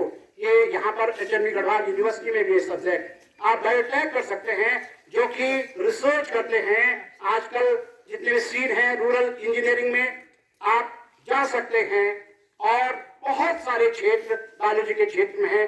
अगर आप इनको नहीं करना चाहते, बाई चांस आपको जल्दी नौकरी चाहिए, तो आप डी फार्मा कर सकते हैं। इंटरमीडिएट के बाद जो फार्मासिस्ट बनते हैं वो डी फार्मा करते हैं। बहुत सारे छात्र और छात्राएं उसमें भी अच्छा काम कर रहे हैं। आपको लगता है कि मुझे डॉक्टर का सपना था, अगर बाई चांस आप वहां नहीं पहुंच पाए हैं तो बीएससी नर्सिंग भी एक बहुत बड़ा ऑप्शन है।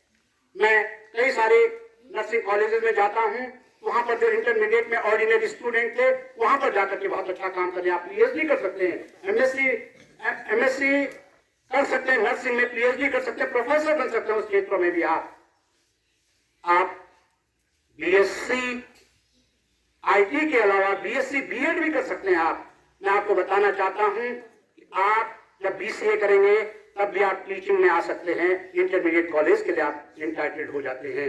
बीएससी बीएड अब 4 साल का कोर्स हो गया है, जो कि पहले 5 साल लगते थे। अगर आपका टीचर बनने का सपना है, हाई स्कूल में आप टीचर बनना चाहते हैं या इंटरमीडिएट कॉलेज में आप टीचर बनना चाहते हैं प्यारे बच्चों, तो बीएससी बीएड इंटीग्रेटेड कोर्स है 4 साल का। ये एचएमबी गढ़वाल यूनिवर्सिटी से भी होता है। मैं आपके नॉलेज में लाना चाहता हूं कि फॉरेंसिक साइंस एक नया सब्जेक्ट है।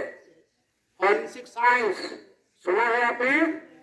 हाँ, जो सीबीआई वाले पता कैसे करते हैं, चोर को कैसे पकड़ते हैं, फॉरेंसिक साइंस से पकड़ते हैं। अगर आपका इस प्रकार का काम है, आपको कुछ खास करना है, फॉरेंसिक साइंस में जा सकते हैं आप, ठीक है। इसके अलावा आप बीएससी कर सकते हैं पीसीएम ग्रुप से, जेडबीसी ग्रुप से। बहुत अच्छे सब्जेक्ट है ये, कॉन्क्रीट सब्जेक्ट है ये। बीएससी करने के बाद, एमएससी करने के बाद पीएचडी कर सकते हैं, प्रोफेसर बन सकते हैं आप अगर फिजिक्स में, जियोलॉजी में, बॉटनी में करना चाहते हैं एमएससी, बहुत बड़ी लाइन वहां पे मेडिकल साइंस में, रिसर्च में हो जाती है। आप किसी ऐसे क्षेत्र में रिसर्च कर सकते हैं, पीएचडी कर सकते हैं, डीएससी कर सकते हैं, डीलिट कर सकते हैं, आर्ट साइड में आप एफएमए कर सकते हैं। ये टीचिंग के लाइन है। और यदि आपको जल्दी जॉब चाहिए, घर की परिस्थिति ऐसी है कि माना आपको जल्दी जॉब चाहिए, तो मैं जरूर आपको एडवाइस करूंगा आप पॉलिटेक्निक कर सकते हैं। क्योंकि पॉलिटेक्निक आज ऐसी लाइन, वहां पर भी आप देखेंगे कि वहां पर जब हम जाते हैं और वहां पे हम अच्छी पढ़ाई करते हैं और माना कि हमारा ख्याल आया कि नहीं मुझे अभी और हायर एजुकेशन लेनी है, बीटेक करनी है, तो वहां पर दरवाजे खुले रहते हैं। वैसे पॉलिटेक्निक करने के बाद भी जॉब चांसेस बहुत अच्छे होते हैं। आज इतनी जानकारी के अलावा जैसे मैं आगे बढ़ूंगा और जानकारी आपको देता रहूंगा। पॉलिटेक्निक के बाद आईटीआई में भी क्षेत्र है बहुत सारे, और एचएनबी गढ़वाल यूनिवर्सिटी में और बहुत सारी यूनिवर्सिटीज में टूरिज्म का कोर्स किया जाता है। एमसी मास्टर ऑफ टूरिज्म का उसमें कोर्स किया जाता है।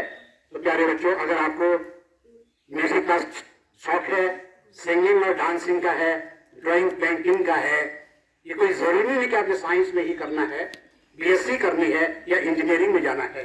आप अच्छा बोलते हैं, एंकर बन सकते हैं, आप कल के टाइम पे पत्रकारिता में जा सकते हैं आप, ये आपके ऊपर डिपेंड करता है। इतने सारे क्षेत्रों में साइंस वाले स्टूडेंट जा सकते हैं। आपकी कोई क्वेरी होगी मैं उसका जवाब दूंगा। फिलहाल मैं चलता हूं आर्ट्स की तरफ से। प्यारे बच्चों, कभी भी दिमाग में ये न रहे कि मैं आर्ट्स का स्टूडेंट है, मेरे चांसेस कम हैं। ये गलत फहमी है, गलत फहमी है। उतने ही चांसेस आर्ट्स वालों के या दूसरे सब्जेक्ट के भी है। सिर्फ सब्जेक्ट को चाव से या बुक से पढ़ने की जरूरत है। जब हम किसी सब्जेक्ट को चाव से पढ़ते हैं, अच्छे ढंग से पढ़ते हैं, तो हमारा स्कोप बढ़ जाता है। आप बीए कर सकते हैं।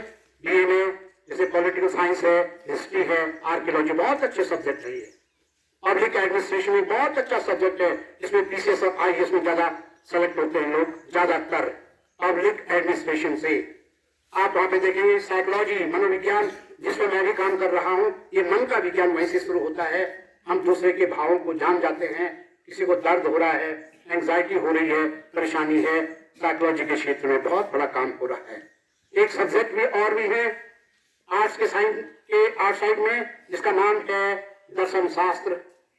दर्शन शास्त्र, ध्यान दो, दर्शन शास्त्र बहुत ही अच्छा विषय है, जहां पर कि हम वाकई में फिलॉसफिकल बातें करते हैं, बड़ी बड़ी चीजों को आध्यात्म की तरफ जाते हैं हम, और हमारा जीवन काफी सफल होता है। आप उसमें आप फिलॉसफी सब्जेक्ट भी, दर्शन शास्त्र भी ले सकते हैं, बहुत अच्छा सब्जेक्ट है। आप इंग्लिश लिटरेचर लेकर के, अभी मैं नेगी सर से मिल रहा था और मैं उनको समझ रहा था, इंग्लिश लिटरेचर तो उन्होंने MA किया है और इतनी अच्छी जॉब उन्होंने की है, आप जानते होंगे, मैं बहुत अच्छा टीच भी किया होगा। तो मेरे हिसाब से इंग्लिश लिटरेचर में अगर आपका हायर एजुकेशन हो जाता है, BA MA हो जाता है, आप PhD कर सकते हैं, प्रोफेसर बन सकते हैं, बाहर देशों में जा सकते हैं। अब ये केवल नौकरियां उत्तराखंड के अंदर ही नहीं, ये पूरे देश और विदेशों के लिए भी आप सोच सकते हैं। इसी प्रकार से पॉलिटिकल साइंस है, हिस्ट्री है, आर्कियोलॉजी है, डिफेंस स्टडीज है, जिसमें कि मिलिट्री के लिए हम फिट कैसे होंगे, सेना में कैसे जाएंगे, ये मिलिट्री साइंस का विषय है। उसके अनुसार हम अपने आप को ढाल देते हैं, जब पढ़ाई करते हैं, कंपटीशन में निकल सकते हैं, NDA में जा सकते हैं आप, नेशनल डिफेंस एकेडमी। मैं एक बात बड़ी जोर से दोबारा आपको बताना चाहता हूं, पहले स्टूडेंट सोचा करते थे कि मिलिट्री में ऑफिसर बनना है तो केवल इंग्लिश मीडियम जरूरी है। पिछले साल का मैंने डेटा देखा जिसमें कि 35 से 45% हिंदी मीडियम वाले बच्चे NDA में निकले हैं। सुनिए आपने क्या बोला मैंने, NDA में आप भी पुलिस में जा सकते हैं, आप IPS बन सकते हैं, IAS बन सकते हैं, आप TCS में जा सकते हैं। और इन तमाम के लिए तो आपको हायर एजुकेशन बहुत जरूरी होगा। अगर एक सोल्जर की नौकरी करनी, घर की परिस्थिति है, मुझे नौकरी करनी है, तो आप एक सोल्जर बन सकते हैं। बहुत अच्छी नौकरियां होती है प्यारे बच्चों, कोई नौकरी बहुत बड़ी छोटी नहीं होती है। बहुत सारे लोग, हो सकता है कि आपके सम्मानित गुरुजनों ने भी छोटी नौकरी से शुरू किया और आज ऊपर तक प्रिंसिपल या उससे भी बड़े पहुंच गए वहां पे डिपार्टमेंट में। मैं भी खुद एक छोटी पोस्ट से आया हूं और यहाँ तक पहुंचा। ये मत सोचिए घर की परिस्थिति के अनुसार आप जॉब चुन लीजिएगा, लेकिन बड़ा सपना रखिए, एक दिन आप वहां पर भी पहुंच जाएंगे। तो ये मत सोचिए मुझे बड़ा ही करना है, आप छोटे से स्टार्ट भी कर सकते हैं। उसके बाद मैं फाइनली बात करना चाहता हूं कॉमर्स वाले लोगों के लिए। आपको आश्चर्य होगा ये सुनकर कि हमारे उत्तराखंड में सबसे पहले वरीयता दी जाती है साइंस में, साइंस साइड में, और उसके बाद दिया जाता है आर्ट्स में, और शायद तब दिया जाता है कॉमर्स में। जो मैंने समझा है, इसमें गलती भी हो सकती है, लेकिन आप देखिए जो बड़ी बड़ी यूनिवर्सिटीज हैं वहां पर सबसे पहली प्रायोरिटी होती है कॉमर्स की, क्योंकि कॉमर्स एक बहुत इंपॉर्टेंट सब्जेक्ट है आज के टाइम पे। बिजनेस मैनेजमेंट, MBA, BBA और तमाम सारे मैनेजमेंट, HRA भी बनते हैं। उसके कारण कंपनी में बहुत अच्छी पोस्ट होती है HRA की, मैनेजर बनते हैं उससे। आप बैंक में अफसर बन सकते हैं, बैंक में आप क्लरिकल में जा सकते हैं। ये तमाम क्षेत्र हैं कॉमर्स के लिए, और भी बड़ी लिस्ट है। परंतु प्यारे बच्चों, मैं समझता हूं आप जितने क्षेत्र मैंने आपको बताए इनको ध्यान से देखो। आजकल हमारे पास इंटरनेट की सुविधा है, आप डिसाइड करो आपको किस क्षेत्र में जाना है, किस क्षेत्र में जाना है, वो आपकी रुचि होनी चाहिए। असंभव कुछ नहीं होता है, आप पहुंच जाएंगे।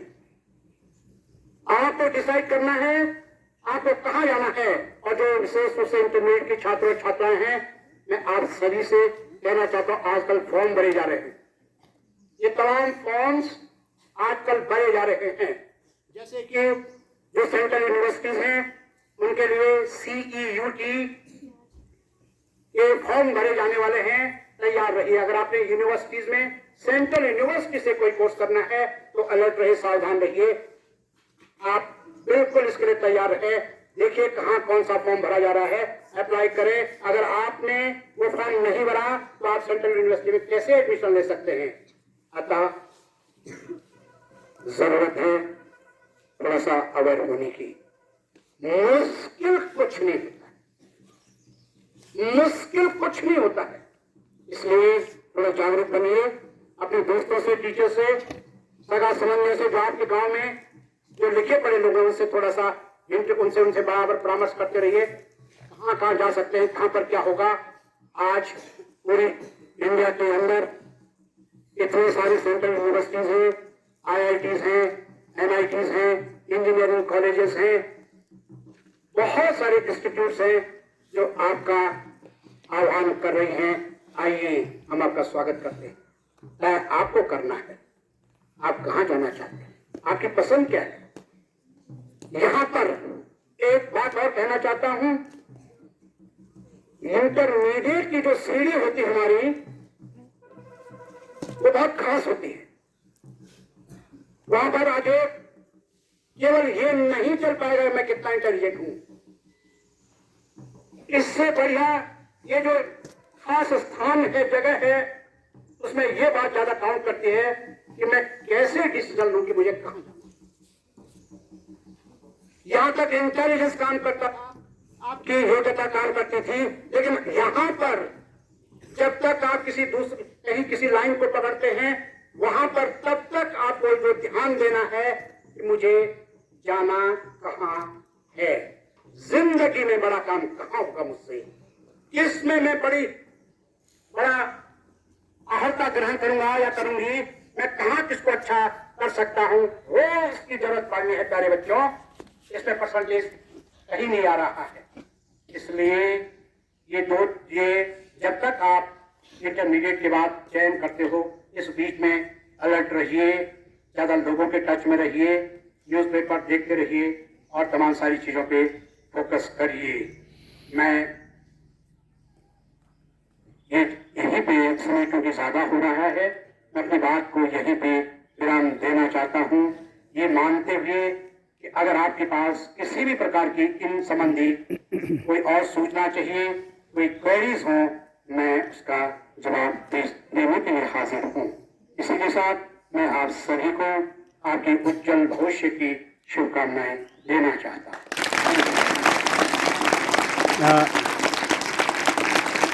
सर एक प्रश्न है सर, बच्चों को व्यसन से कैसे बचाएं? ठीक है, डॉक्टर भाले साहब का कहना है कि एक थोड़ा सा मैं आपको इस संबंध में बताऊं कि बच्चों को व्यसन से दूर कैसे रखा जाए।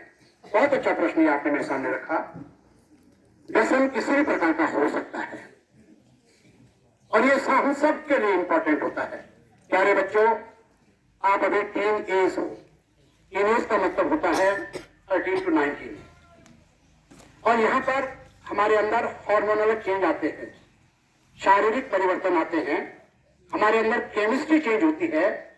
अब एक स्थिति आती है हमारी इस एज में, अपनी पहचान, मैं कौन हूं, अपने ऊपर ध्यान, अटेंशन अपनी तरफ, मुझे लोग समझे, मुझे महत्व दे, और अपनी पहचान बनाने के लिए हम तैयार हो जाते हैं, जो कि पहले नहीं होता है। इसलिए सबसे पहले तो इस एज में जो स्वाभाविक है, हमारे अंदर परिवर्तन आते हैं, शारीरिक परिवर्तन आते हैं, मानसिक परिवर्तन आते हैं, भावनात्मक परिवर्तन हमारे अंदर आते हैं। प्रायः जो पहले नहीं आया करते थे, अब हमारे अंदर ख्वाब भी कुछ अलग हो जाते हैं, सपने अलग होने लगते। तो इन पर यह देखा जाता है कि जब हम इस एज में होते हैं तो हम बहकावे में बहुत जल्दी आते हैं। हमारे दोस्तों के कारण या किसी लोगों के कारण हम बहुत जल्दी उस पर विश्वास करने लगते हैं। ये इसी एज में होता है, और जिसके परिणाम स्वरूप कभी कभी हम किसी गलत संगत में चले जाते हैं, हम गलत जगह चले जाते हैं और जीवन भर के लिए पछताते रहते हैं। जैसे नशे का आदी होना, बहुत सारे स्टूडेंट्स आज नशे के शिकार हो चुके हैं। एक डेटा के अनुसार उत्तराखंड के अंदर 20 से 25% स्टूडेंट्स नशे के शिकार हो चुके हैं। बताइए, 20 से 25%, और इसके कारण उनका परिवार और वो खुद आज बहुत गर्त की तरफ जा रहे हैं। उनका सपना कैसे पूरा होगा, ये सभी ध्यान देने वाला है। दूसरा जो एक नशे का और भी कारण है, जो कि और ज्यादा खतरनाक मुझे लग रहा है, वो है मोबाइल का ज्यादा दुरुपयोग करना। मोबाइल से हम इतने ज्यादा जुड़ चुके हैं प्यारे बच्चों, कि जैसे हमारा सबसे बढ़िया दोस्त हमारा मोबाइल बन चुका है। जब हम थोड़ा बड़े हो जाते हैं, समझदार हो जाते हैं, उसका उपयोग ठीक करना जानते हैं और जान सकते हैं। लेकिन जब हम इस एज में होते हैं तो ये मोबाइल हमारा एक दोस्त बनता है, उस पर हम भरोसा करने लगते हैं, जबकि प्रायः उसमें बहुत सारी गलत चीजें रहती हैं, केवल और केवल वो बनावटी चीजें रहती हैं। हम उसको देख करके समझ करके हम विश्वास करने लगते हैं, जो कि आगे बढ़ करके हमारे लिए खतरा बन जाता है। मैं सीधे सीधे ये कहना चाहता हूं, ज्यादा मोबाइल देखना भी एक नशा है। इस नशे को कैसे हम कम करेंगे, तोड़ेंगे, इसको हटाएंगे अपने जीवन से। और भी तरीके के नशे हैं, लेकिन और भी चीजें हैं जो कि हमें बर्बाद करने की तरफ ले जा सकती हैं। मैं इन दोनों पे बात खींचना चाहूंगा आपको। पहले मैं बात कर रहा हूं नशे पर।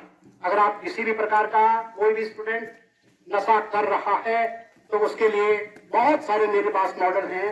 जैसे कि एक मैं यहाँ पे कुछ मॉडल आपको बता चाह रहा हूं। ध्यान दें, शॉर्ट बताऊंगा, समय कम है।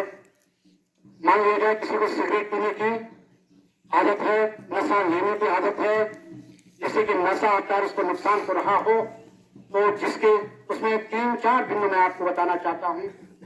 नशा लेने का जो एक चक्र है, साइकिल है, कब, कहां पर, कैसे हमारे अंदर से वो नशा लेने का की बात ट्रिगर करती है, इसके साथ में कंपनी कौन बनती है, कौन जगह होती है, खुला जगह है, सबके बीच में है, क्या सिम्टम्स बनते हैं, ये हम पहले नोट कर लें।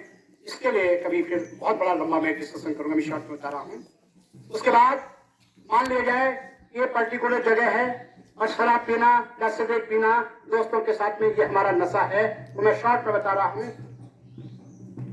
जैसे ही ये जगह आती है, ये दोस्त दिखाई देते हैं, हमें सिगरेट पीने की या नशा करने की आदत पड़ जाती है। इस जगह को देखकर, उन व्यक्तियों को देखकर, उन दोस्तों को देखकर हमें वो याद आने लगता है। बहुत सारा मैंने भी इससे काम किया है। ये अलग से एक लेक्चर भी होता है 1-1.5 घंटे का मेरा। बहरहाल मैं यहाँ पर ये बताना चाहता हूँ कि जैसे ही ये दोस्त और जगह और टाइम याद आता है तो हमें उस नशे की बात याद आने लगती है।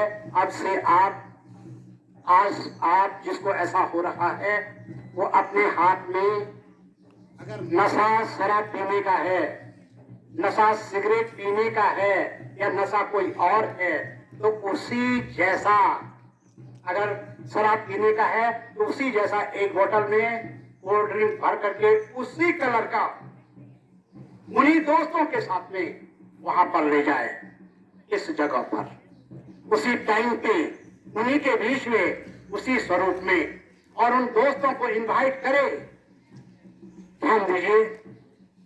और उसके बाद बड़ा जश्न मनाया जाए, जैसे कल मना रहे थे, परसों मना रहे थे, और सबके साथ में आज इसको पहले होस्ट किया जाए, वो त्योहार सा मनाया जाए, और उसके बाद कोल्ड ड्रिंक सर्व किया जाए।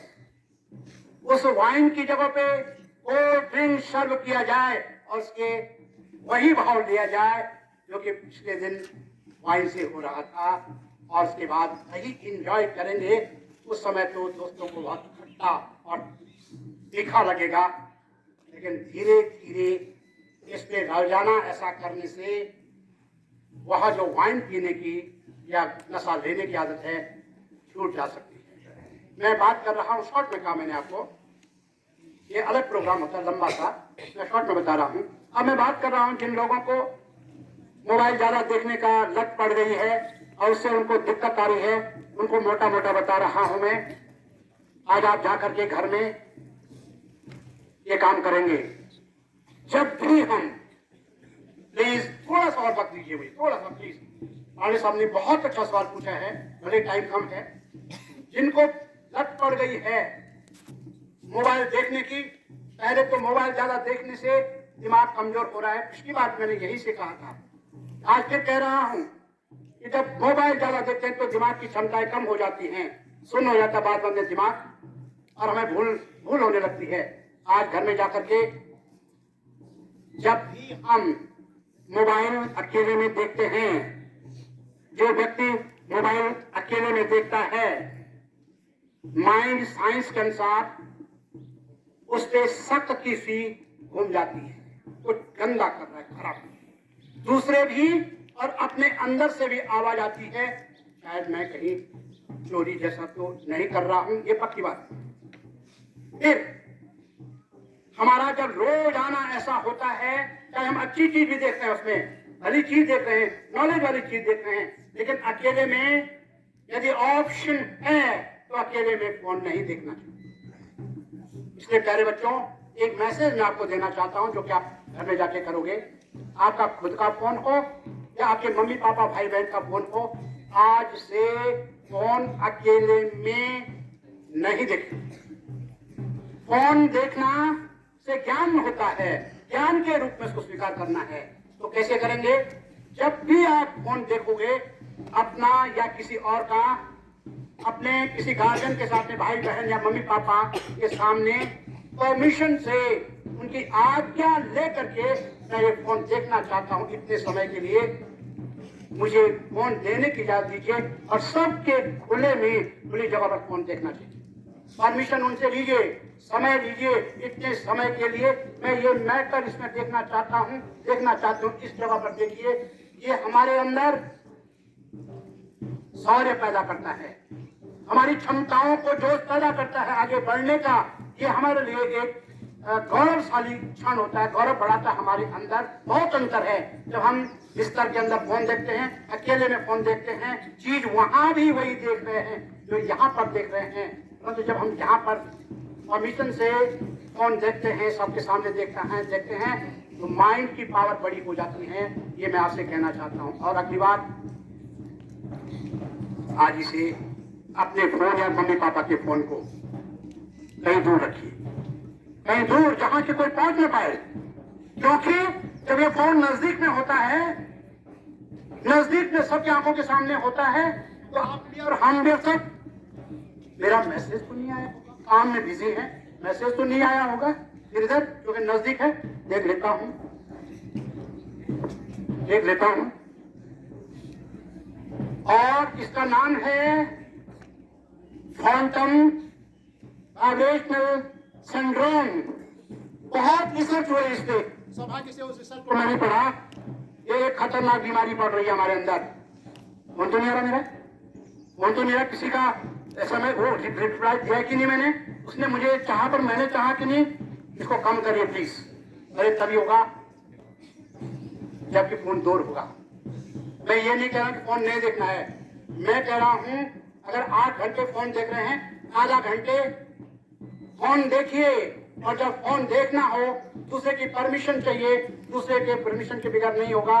और जब आप फोन देख रहे हो तो फोन खोलने से पहले कमिटमेंट करिए अपने आप से, मैं ये फोन इस काम के लिए, ये ज्ञान प्राप्त करने के लिए आधा घंटा खास रूप में प्रयोग करना चाहती हूं। कमिटमेंट करिए अपने आप से। यकीनन अब हमारे अंदर इसका अच्छा प्रभाव पड़ेगा और ये हमारे लिए उपयोगी सिद्ध होगा। अन्यथा ये हमें गलत रास्ते पर ले जा रहा है। आज सुनिश्चित करिए इसका निर्णय आपके हाथ में। धन्यवाद।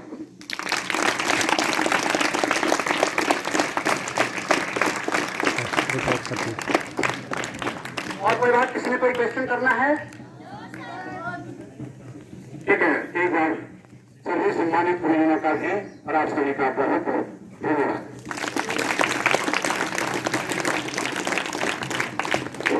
धन्यवाद सर, बहुत कुछ आपको दिया है। अभी तक घर जाकर के एक स्टोरी बनानी है, इस पे लिखना है आपने क्या क्या समझा है। यदि आप लिख पाते हैं और आज उसको रिवाइज करेंगे तो निश्चित रूप में आपको बहुत लाभ होने वाला है। और मैं तो कब से 91 से सर के विसिनिटी में हूँ, तो बहुत कुछ सीखने को मिलेगा बेटा। बहुत कुछ आपने सुना, बहुत इंफॉर्मेशन आपने आज जानी है जीवन के लिए, तो उन पर ध्यान देना है, उनको समझना है। व्यसन नशा के लिए बुरा है, मोबाइल का भी नशा, इस पर बेटा विचार करना है। यदि आप विचार करेंगे तो निश्चित रूप में जीवन में आप बहुत सफल होंगे। मैं एक बार सर का बहुत बहुत धन्यवाद देता हूँ कि उन्होंने यहाँ पर आकर के आप सब बच्चों को मोटिवेट किया। तरीका से कर दिया है बच्चों। अब मैं मैम से निवेदन करूंगा क्या करके इन बच्चों को थोड़ा सा हाथ में एडजस्ट करने का कष्ट करेंगे। मैम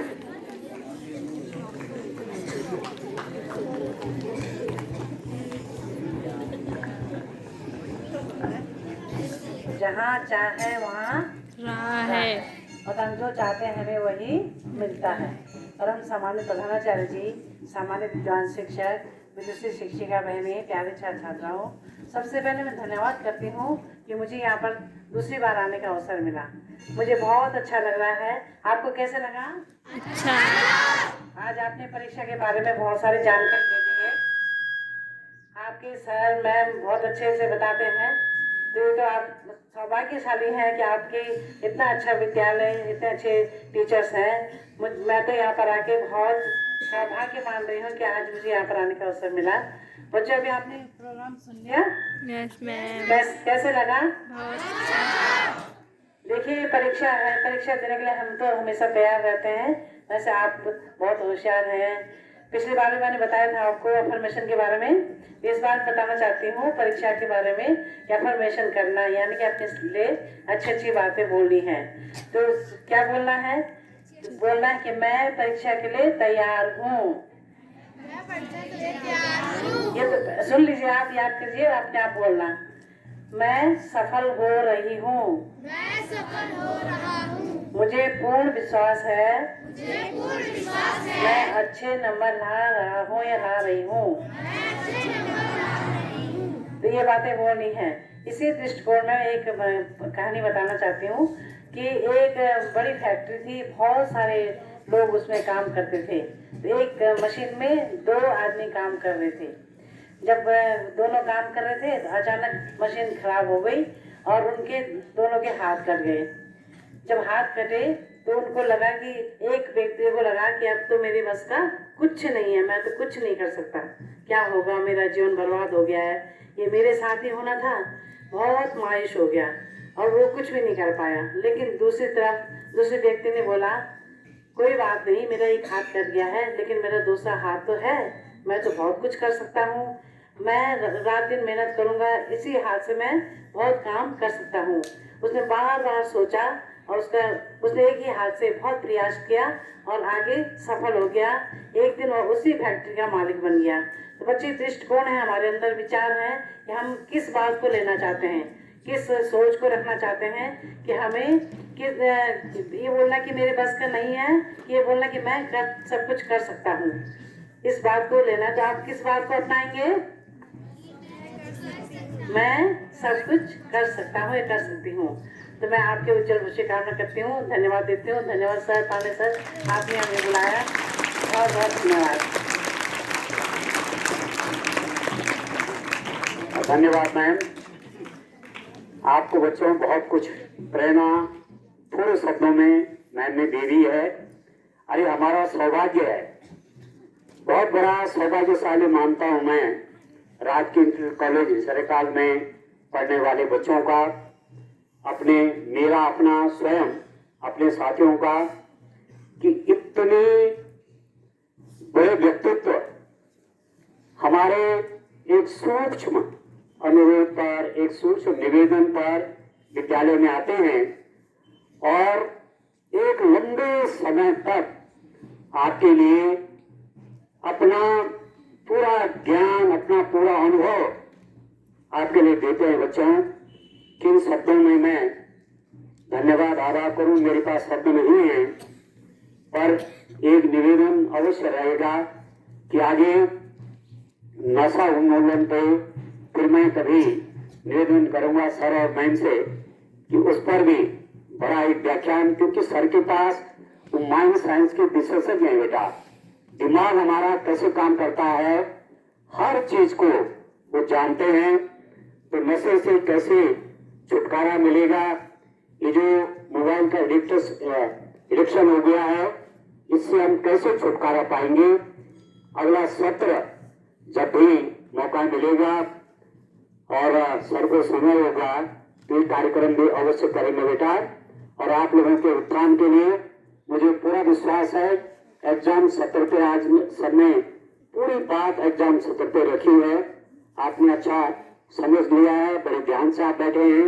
आप भी बधाई के पाते हैं, अपने लिए ताली बजा दीजिए।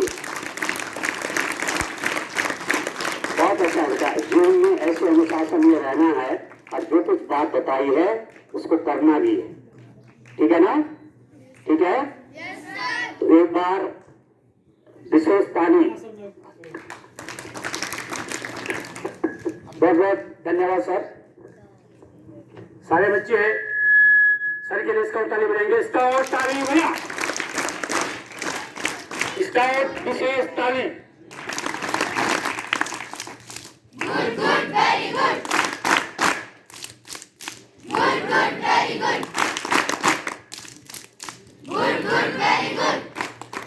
एक बात मैं पूरे विद्यालय की ओर से सर को धन्यवाद ज्ञापित करना चाहूंगा। सारे बच्चे मेरे साथ करेंगे। मैं आपको बता देता हूँ क्या करना आपको। मैं बोलूंगा ऐसे, धन्य धन्य धन्यवाद, धन्य धन्य धन्यवाद। 3 बार आप भी बोलेंगे ऐसे, हाथ ऐसे रखेंगे, धन्य धन्य धन्यवाद। पहले मैं बोलूंगा फिर आप बोलेंगे कि हमारे पास बाकी की खेलने को है नहीं। आप धन्यवाद ज्ञापित करेंगे। ठीक है? समझे सारे बच्चों ने? कैसे करेंगे? फिर बोलेंगे धन्य धन्य धन्यवाद। ठीक है? धन्य धन्य धन्यवाद, धन्य धन्य धन्यवाद, धन्य धन्य धन्यवाद। Thank you sir.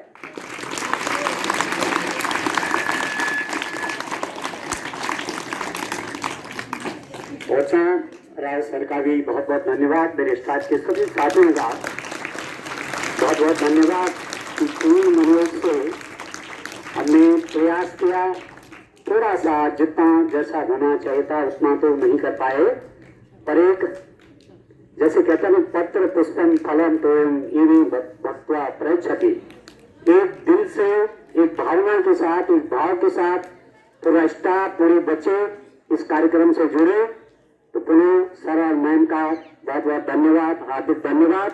और आगे भी विद्यालय में इस रूप में हमारे विद्यालय को पवित्र करते रहेंगे और पूरे विद्यालय परिवार की ओर से पुनः उनका हार्दिक वंदन, हार्दिक धन्यवाद और अपने स्टाफ के सभी साथियों का धन्यवाद।